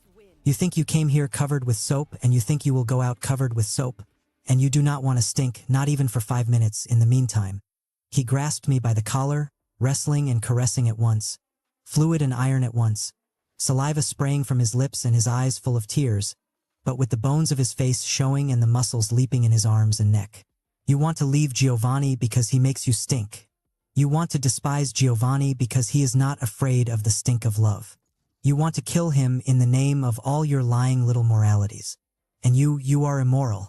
You are, by far, the most immoral man I have met in all my life. Look what you have done to me. Do you think you could have done this if I did not love you? Is this what you should do to love? Giovanni, stop it. For God's sake, stop it. What in the world do you want me to do? I can't help the way I feel. Do you know how you feel? Do you feel? What do you feel? I feel nothing now, I said. Nothing. I want to get out of this room. I want to get away from you. I want to end this terrible scene. You want to get away from me? He laughed. He watched me. The look in his eyes was so bottomlessly bitter it was almost benevolent. At last you are beginning to be honest. And do you know why you want to get away from me? Inside me something locked. I cannot have a life with you, I said. But you can have a life with Hella. With that moon-faced little girl who thinks babies come out of cabbages, or Frigidaires. I am not acquainted with the mythology of your country. You can have a life with her. Yes, I said wearily, one can have a life with her. I stood up. I was shaking. What kind of life can we have in this room? This filthy little room. What kind of life can two men have together? Anyway, all this love you talk about, isn't it just that you want to be made to feel strong? You want to go out and be the big laborer and bring home the money, and you want me to stay here and wash the dishes and cook the food and clean this miserable closet of a room and kiss you when you come in through that door and lie with you at night and be your little girl. That's what you want. That's what you mean, and that's all you mean when you say you love me. You say I want to kill you. What do you think you've been doing to me? I am not trying to make you a little girl. If I wanted a little girl, I would be with a little girl. Why aren't you? Isn't it just that you're afraid? And you take me because you haven't got the guts to go after a woman, which is what you really want. He was pale. You are the one who keeps talking about what I want. But I have only been talking about who I want. But I'm a man, I cried. A man? What do you think can happen between us? You know very well, said Giovanni slowly. What can happen between us? It is for that reason you are leaving me. He got up and walked to the window and opened it. Bon, he said. He struck his fist once against the windowsill. If I could make you stay, I would, he shouted. If I had to beat you, chain you, starve you. If I could make you stay, I would. He turned back into the room. The wind blew his hair. He shook his finger at me, grotesquely playful. One day, perhaps, you will wish I had. It's cold, I said. Close the window. He smiled. Now that you are leaving, you want the windows closed. Bien, sir. He closed the window and we stood staring at each other in the center of the room. We will not fight any more, he said. Fighting will not make you stay. In French we have what is called un séparation de corps. Not a divorce, you understand, just a separation. Well, we will separate. But I know you belong with me. I must believe, that you will come back. Giovanni, I said. I'll not be coming back. You know I won't be back. He waved his hand. I said we would not fight any more. The Americans have no sense of doom. None whatever. They do not recognize doom when they see it. He produced a bottle from beneath the sink. Jacques left a bottle of cognac here. Let us have a little drink, for the load, as I believe you people say sometimes. I watched him. He carefully poured 2 drinks. I saw that he was shaking. I watched him. He carefully poured 2 drinks. I saw that he was shaking with rage or pain or both. He handed me my glass. À la tienne, he said. À la tienne. We drank. I could not keep myself from asking, Giovanni, what are you going to do now? Oh, he said, I have friends. I will think of things to do. Tonight, for example, I shall have supper with Jacques. No doubt, tomorrow night I shall also have supper with Jacques. He has become very fond of me. He thinks you are a monster. Giovanni, I said helplessly, be careful. Please be careful. He gave me an ironical smile. Thank you, he said. You should have given me that advice the night we met. That was the last time we really spoke to one another. I stayed with him until morning and then I threw my things into a bag and took them away with me, to Hella's place. I will not forget the last time he looked at me. The morning light filled the room, reminding me of so many mornings and of the morning I had first come there. Giovanni sat on the bed, completely naked, holding a glass of cognac between his hands. His body was dead white, his face was wet and gray. I was at the door with my suitcase. With my hand on the knob, I looked at him. Then I wanted to beg him to forgive me. But this would have been too great a confession. Any yielding at that moment would have locked me forever in that room with him. And in a way this was exactly what I wanted. I felt a tremor go through me, like the beginning of an earthquake, and felt, for an instant, that I was drowning in his eyes. His body, which I had come to know so well, glowed in the light and charged and thickened the air between us. Then something opened in my brain. A secret, noiseless door swung open, frightening me. It had not occurred to me until that instant that, in fleeing from his body, I confirmed and perpetuated his body's power over me. Now, as though I had been branded, his body was burned into my mind, into my dreams. And all this time he did not take his eyes from me. He seemed to find my face more transparent than a shop window. He did not smile. He was neither grave, nor vindictive, nor sad. He was still. He was waiting, I think, for me to cross that space and take him in my arms again. Waiting, as one waits at a deathbed for the miracle one dare not disbelieve, which will not happen. I had to get out of there, for my face showed too much. The war in my body was dragging me down. My feet refused to carry me over to him again. The wind of my life was blowing me away. Me over to him again. The wind of my life was blowing me away. Au revoir, Giovanni. Au revoir, mon cher. I turned from him, unlocked the door. The weary exhale of his breath seemed to ruffle my hair and brush my brow like the very wind of madness. I walked down the short corridor, expecting every instant to hear his voice behind me. Passed through the vestibule, past the loge of the still sleeping concierge, into the morning streets. And with every step I took it became more impossible for me to turn back. And my mind was empty, or it was as though my mind had become one enormous, anesthetized wound. I thought only, one day I'll weep for this. One of these days I'll start to cry. At the corner, in a faint patch of the morning sun, I looked in my wallet to count my bus tickets. In the wallet I found 300 francs, taken from Hella, my carte d'identité, my address in the United States, and paper, scraps of paper, cards, photographs. On each piece of paper I found addresses, telephone numbers, memos of various rendezvous made and kept, or perhaps not kept. People met and remembered, or perhaps not remembered, hopes probably not fulfilled. Certainly not fulfilled, or I would not have been standing on that street corner. I found 4 bus tickets in my wallet and I walked to the Arret. There was a policeman standing there, his blue hood, weighted, hanging down behind, his white club gleaming. He looked at me and smiled and cried, "Ça? Oui, merci. And you? Toujours. It's a nice day, no?" Yes, but my voice trembled. The autumn is beginning. C'est ça. And he turned away, back to his contemplation of the boulevard. I smoothed my hair with my hand, feeling foolish for feeling shaken. I watched a woman pass, coming from the market, her string bag full. At the top, precariously, a liter of red wine. She was not young, but she was clear-faced and bold. She had a strong, thick body and strong, thick hands. The policeman shouted something to her and she shouted back, something bawdy and good-natured. The policeman laughed, but refused to look at me again. I watched the women continue down the street. Home, I thought, to her husband, dressed in blue working clothes, dirty, and to her children. She passed the corner where the patch of sunlight fell and crossed the street. The bus came and the policeman and I, the only people waiting, got on. He stood on the platform, far from me. The policeman was not young either, but he had a gusto which I admired. I looked out of the window and the streets rolled by.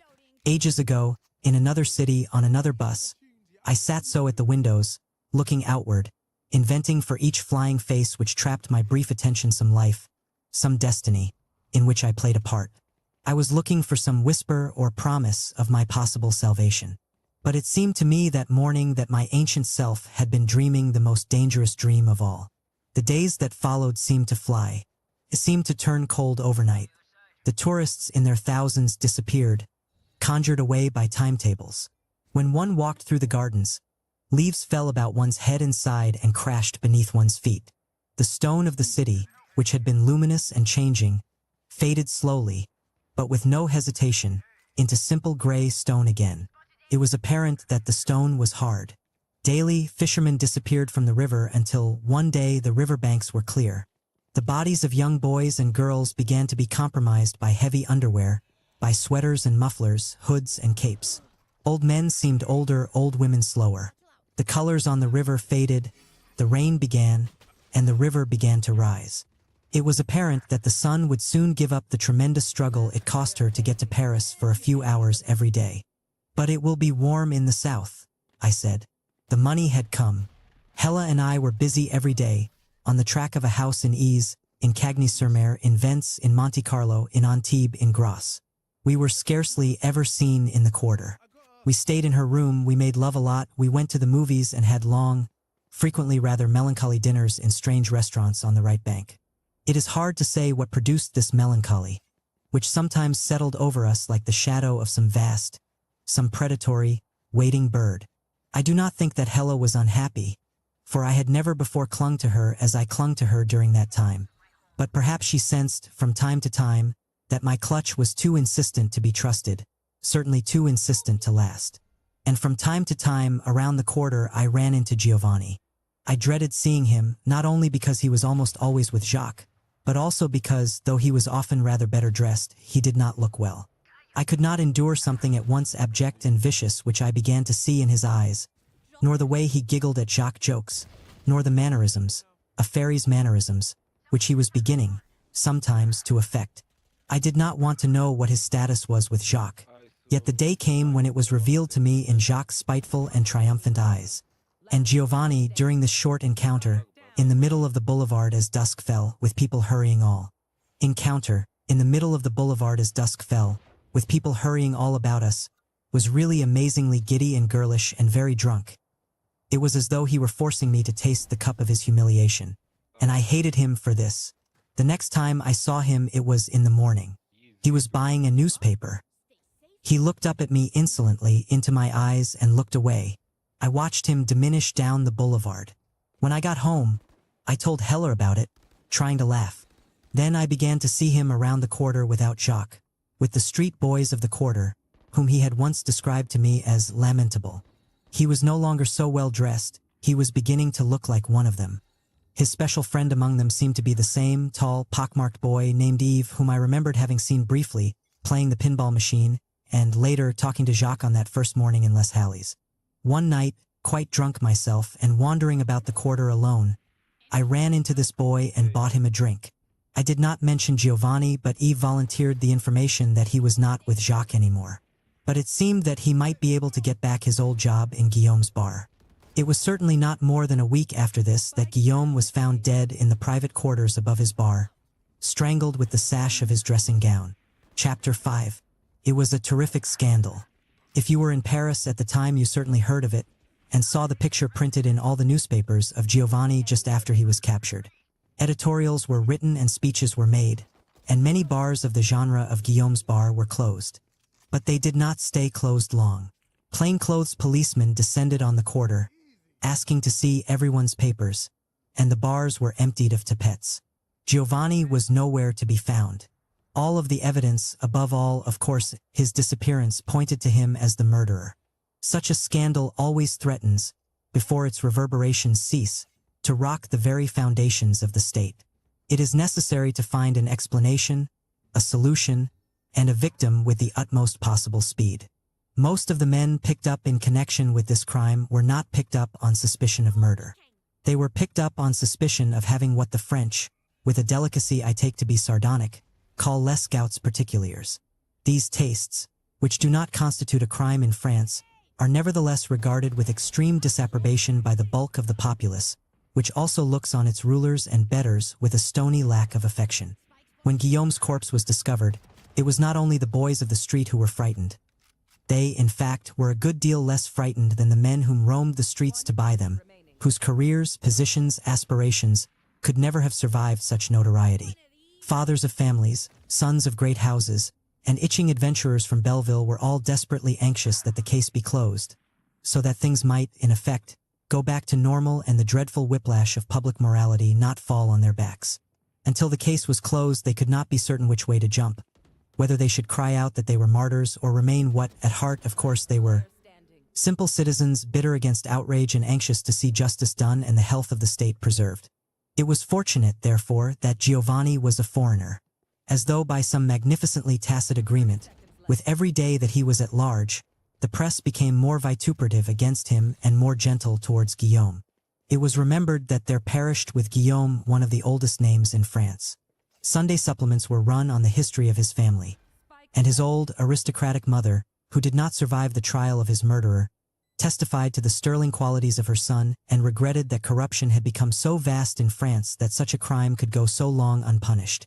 With this sentiment, in France that such a crime could go so long unpunished. With this sentiment, the populace was, of course, more than ready to agree.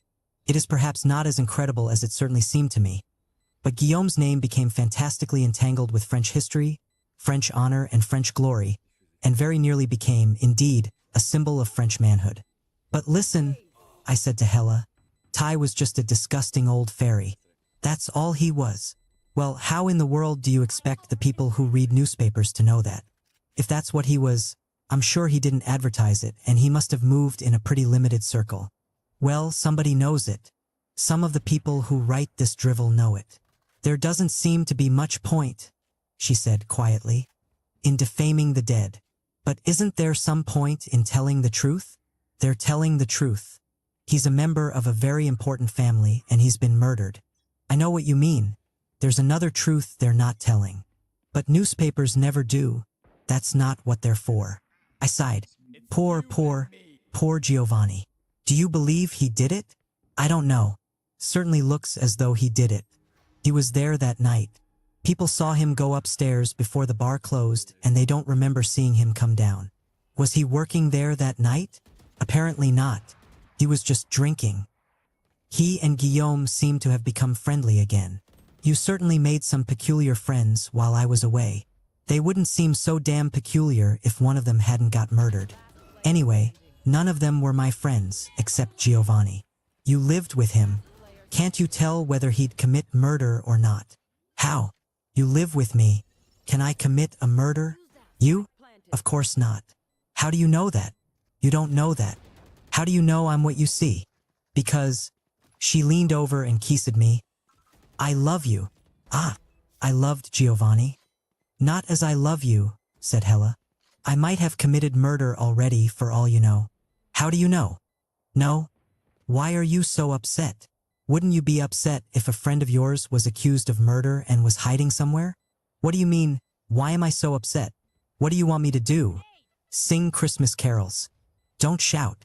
It's just that I never realized he meant so much to you. He was a nice man, I said finally. I just hate to see him in trouble. She came to me and put her hand lightly on my arm. Well, leave this city soon, David. You won't have to think about it anymore. People get into trouble, David. But don't act as though it were somehow your fault. It's not your fault. I know it's not my fault, but my voice and Hella's eyes astounded me into silence. I felt with terror that I was about to cry. I'm here to stay. You want to play? Let's play. No peeking.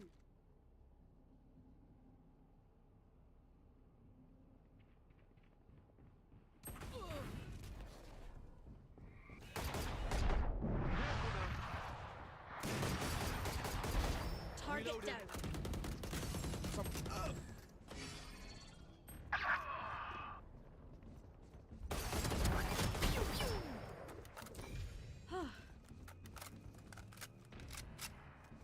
Last player standing.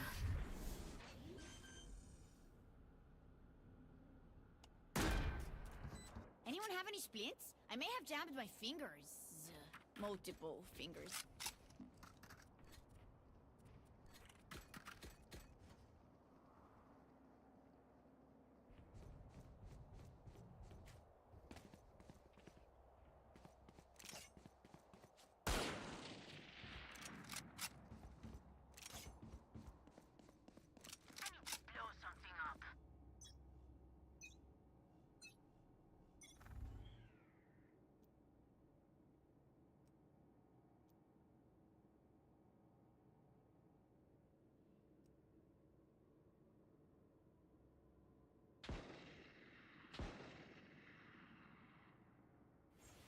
It's you and me. Spike down A.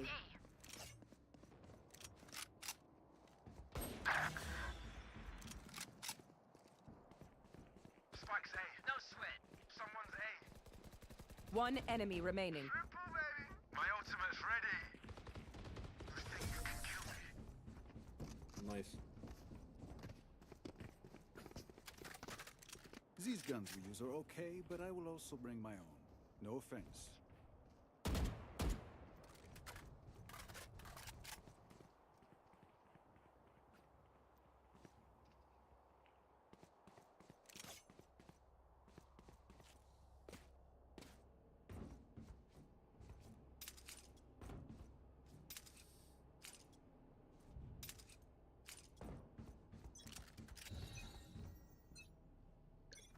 Drop in a smoke. It's all you, little homie! Thrash got a hit! Enemy spotted B. Yeah, it's like that. Spike down B. Spike's B. Mosh pit.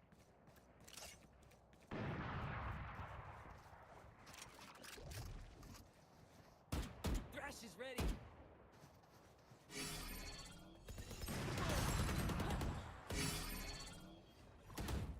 Here, catch! One enemy remaining. Oof, know your best. Nice base. Trust me, they will make mistakes. When they do, take advantage.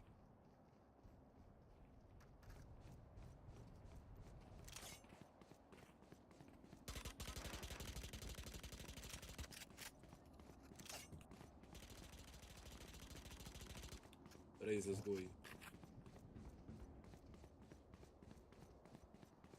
Don't hold back. Someone stinks me.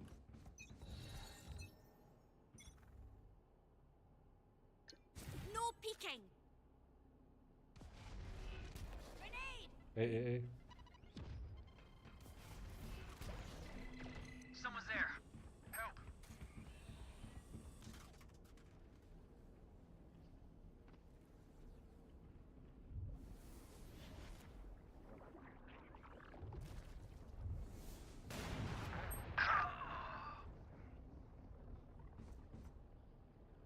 Go get him, buddy. Satchel out. I shot my wingman. Enemy A.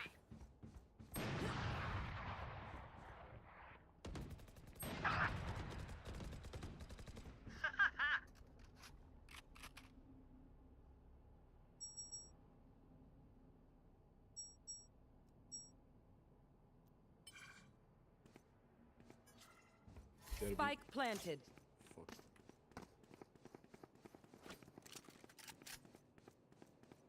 Shift.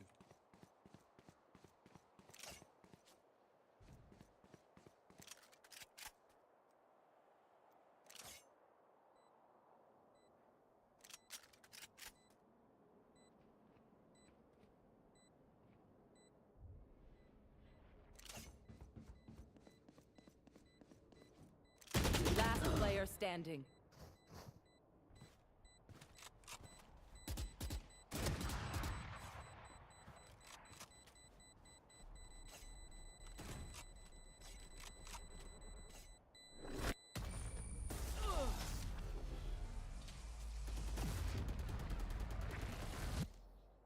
My ult is ready. Sorry. They are so Inside dead. joke.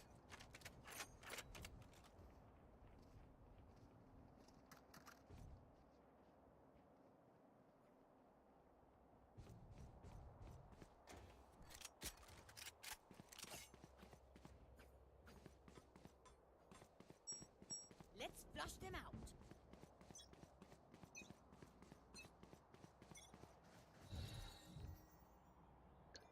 Drop in a smoke. Help. Hey. The hunt begins. Somebody's there. Dead.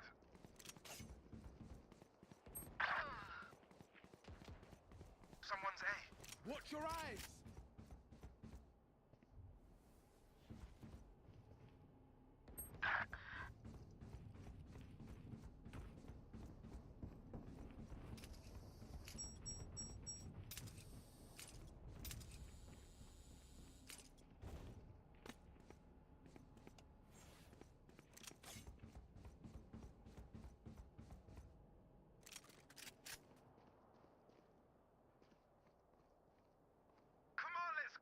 Spike planted.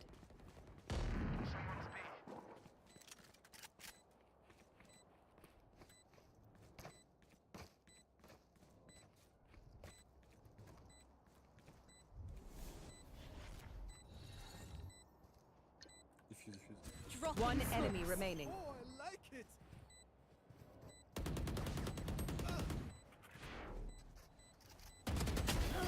Not ready yet.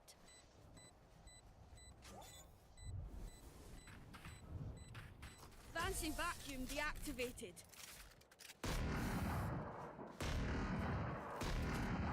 Last round in the half. Spend everything. Don't be cheap. Can someone buy me, please?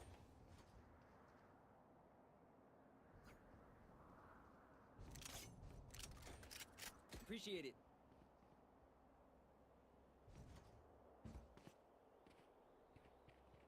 Nothing.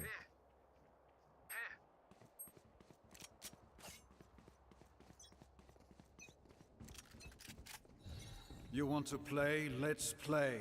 No peeking. Hey. Help. Up you go. Somebody's there.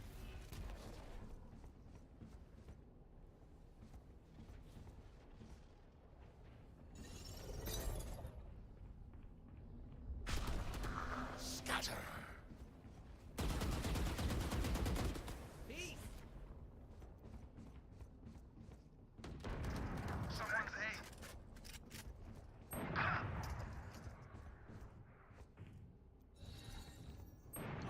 No peeking.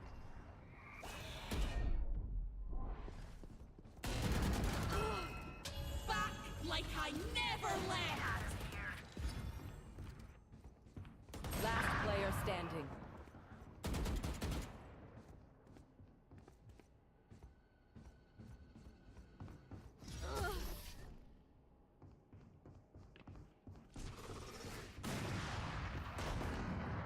Switching sides.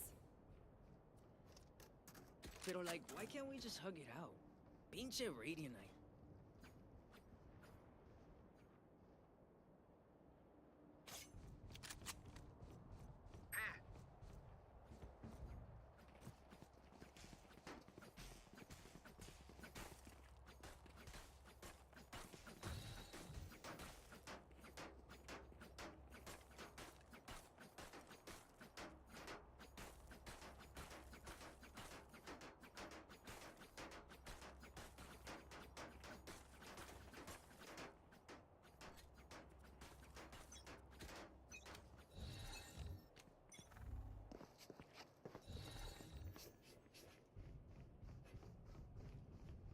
Grenade! Dizzy's up. Drop in a Target. smoke.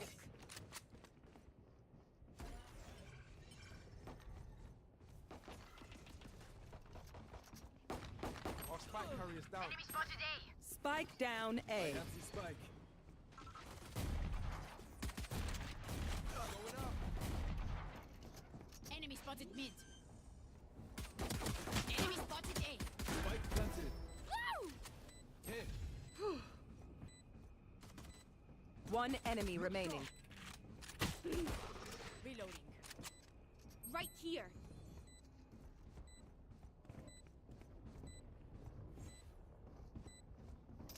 Hit. Enemy A.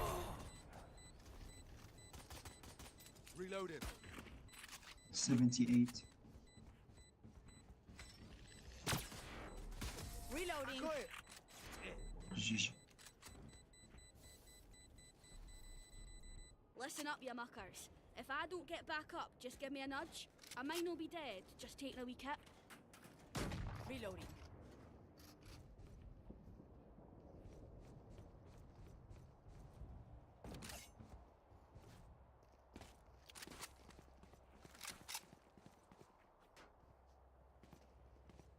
Chibur, give me the spike. Let me show you how the boss does it. Thank you.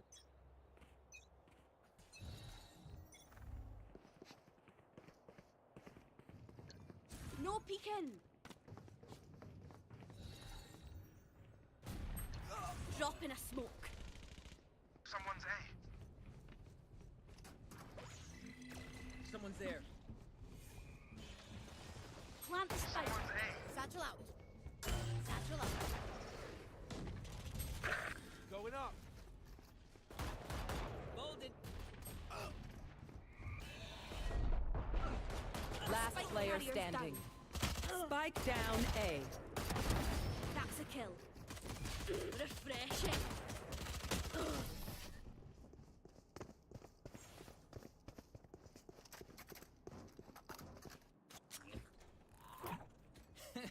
He says their bullets tickle.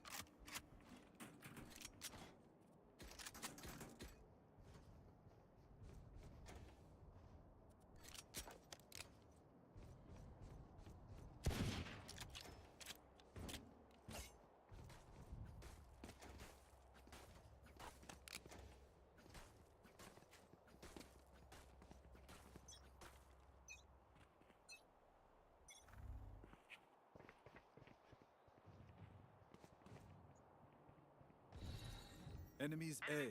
B. No peeking. No, you don't. Chamber was B. Right here.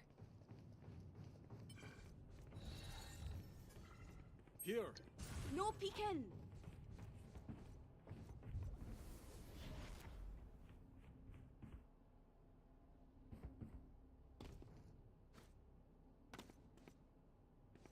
Right here. Watch your eyes.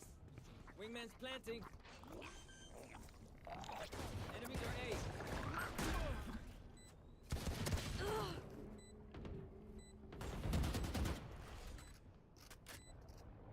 Careful now. That's done. My ultimate's ready.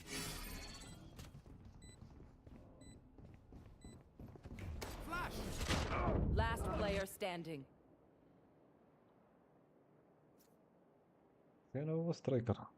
ما في مشى.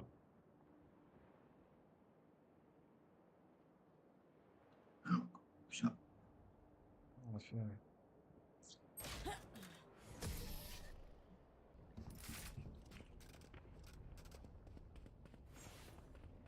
Aye, where to?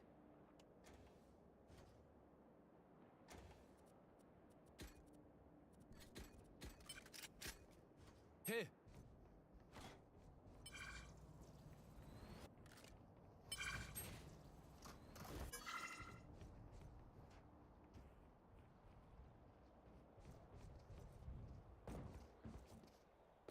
I got you, bruv. Spike dropped. Dizzy's up top. Drop in a smoke. Spike down B. Spike's I got here. the spike.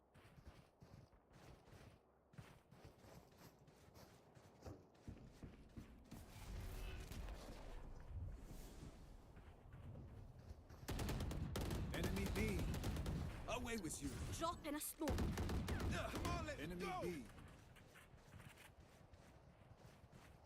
Plant the spike.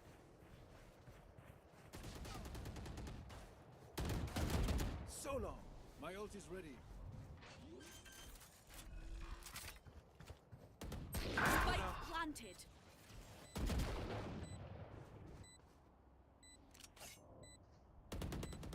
Sorry, bro. Right here. One enemy remaining.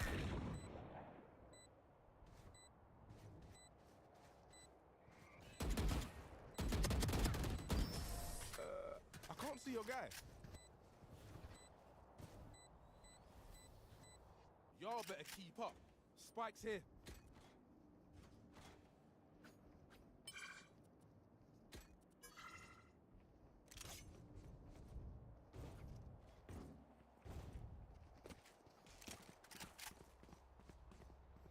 They are so dead.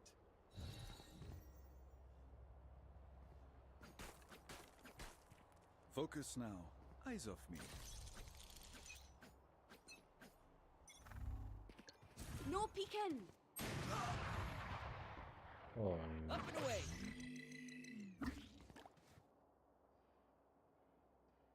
Get him, wingman. Someone's B.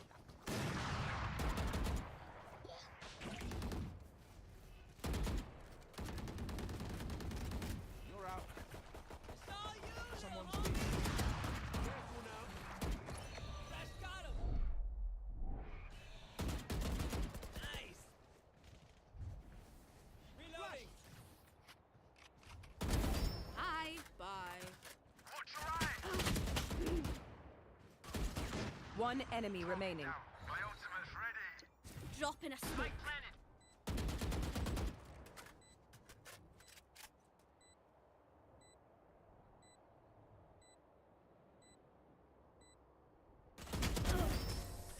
You made a mess of yourself.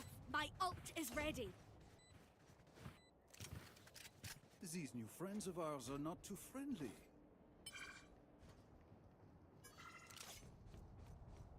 Hey.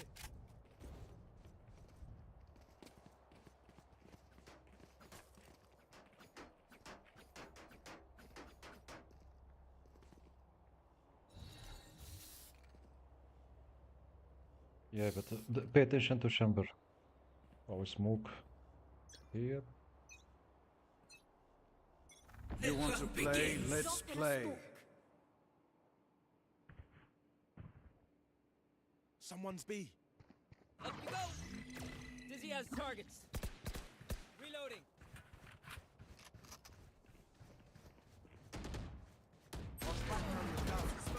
Spike down B.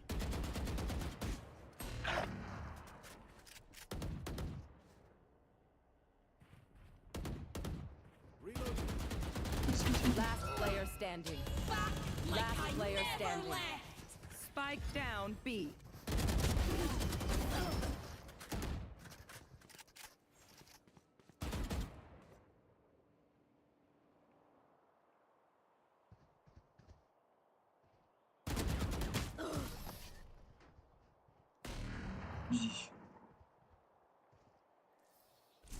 Let's reset. Deep breaths and all that. Right here. Right there.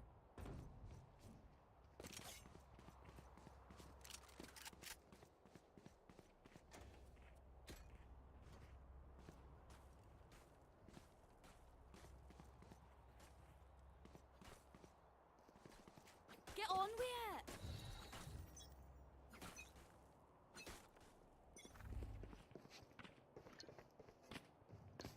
Dropping smokes. Going up.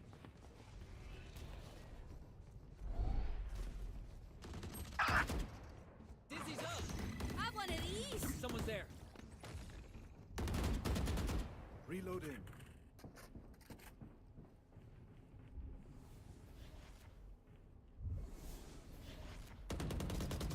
Damn.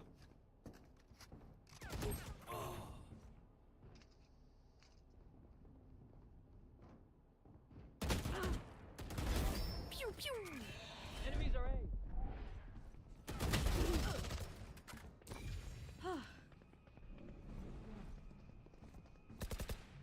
Last player standing.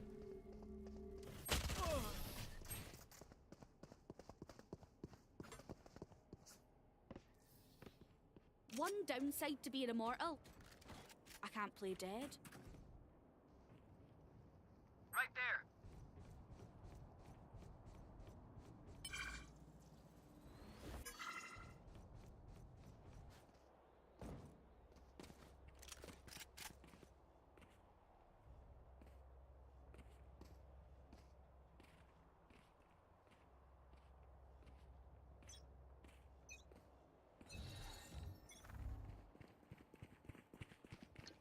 No peeking. Dizzy's up top. Hey, it's you and me.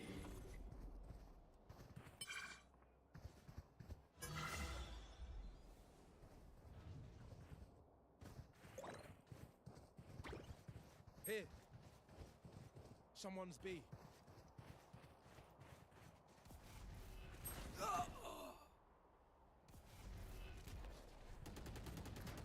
It's all you, little homie. Watch your eyes. Oh, Going up. shit. Last player standing.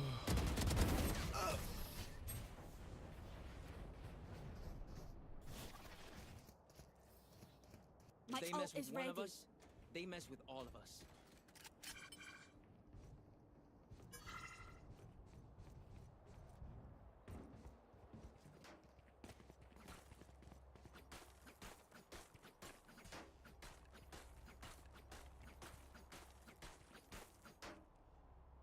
On my mark.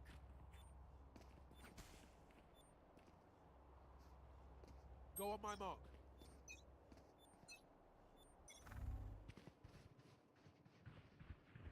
Up you go.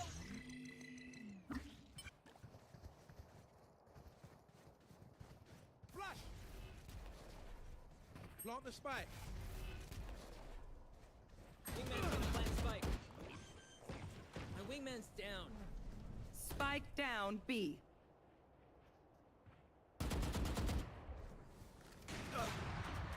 Enemy B. Last player standing. Refreshing.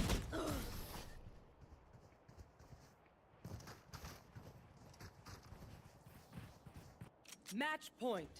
Take aim, Zenfire. Let's not complicate it. صحيح 4-5. Here. Into the difficult.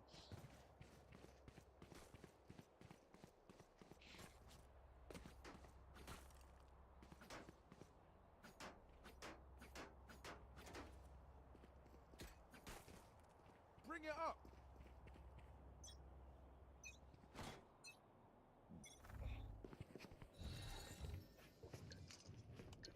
Dropping smokes. Right here. Right here.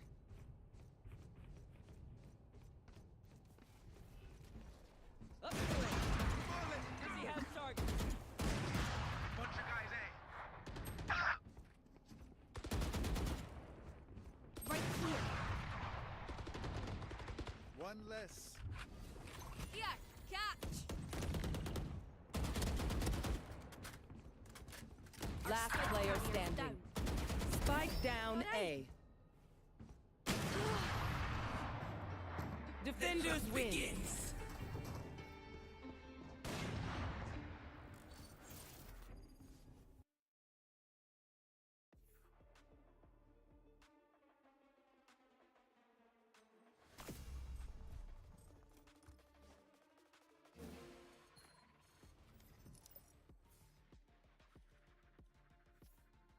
يلا إخوان الله يعاونكم، بس الأمور بصراحة مع السلامة.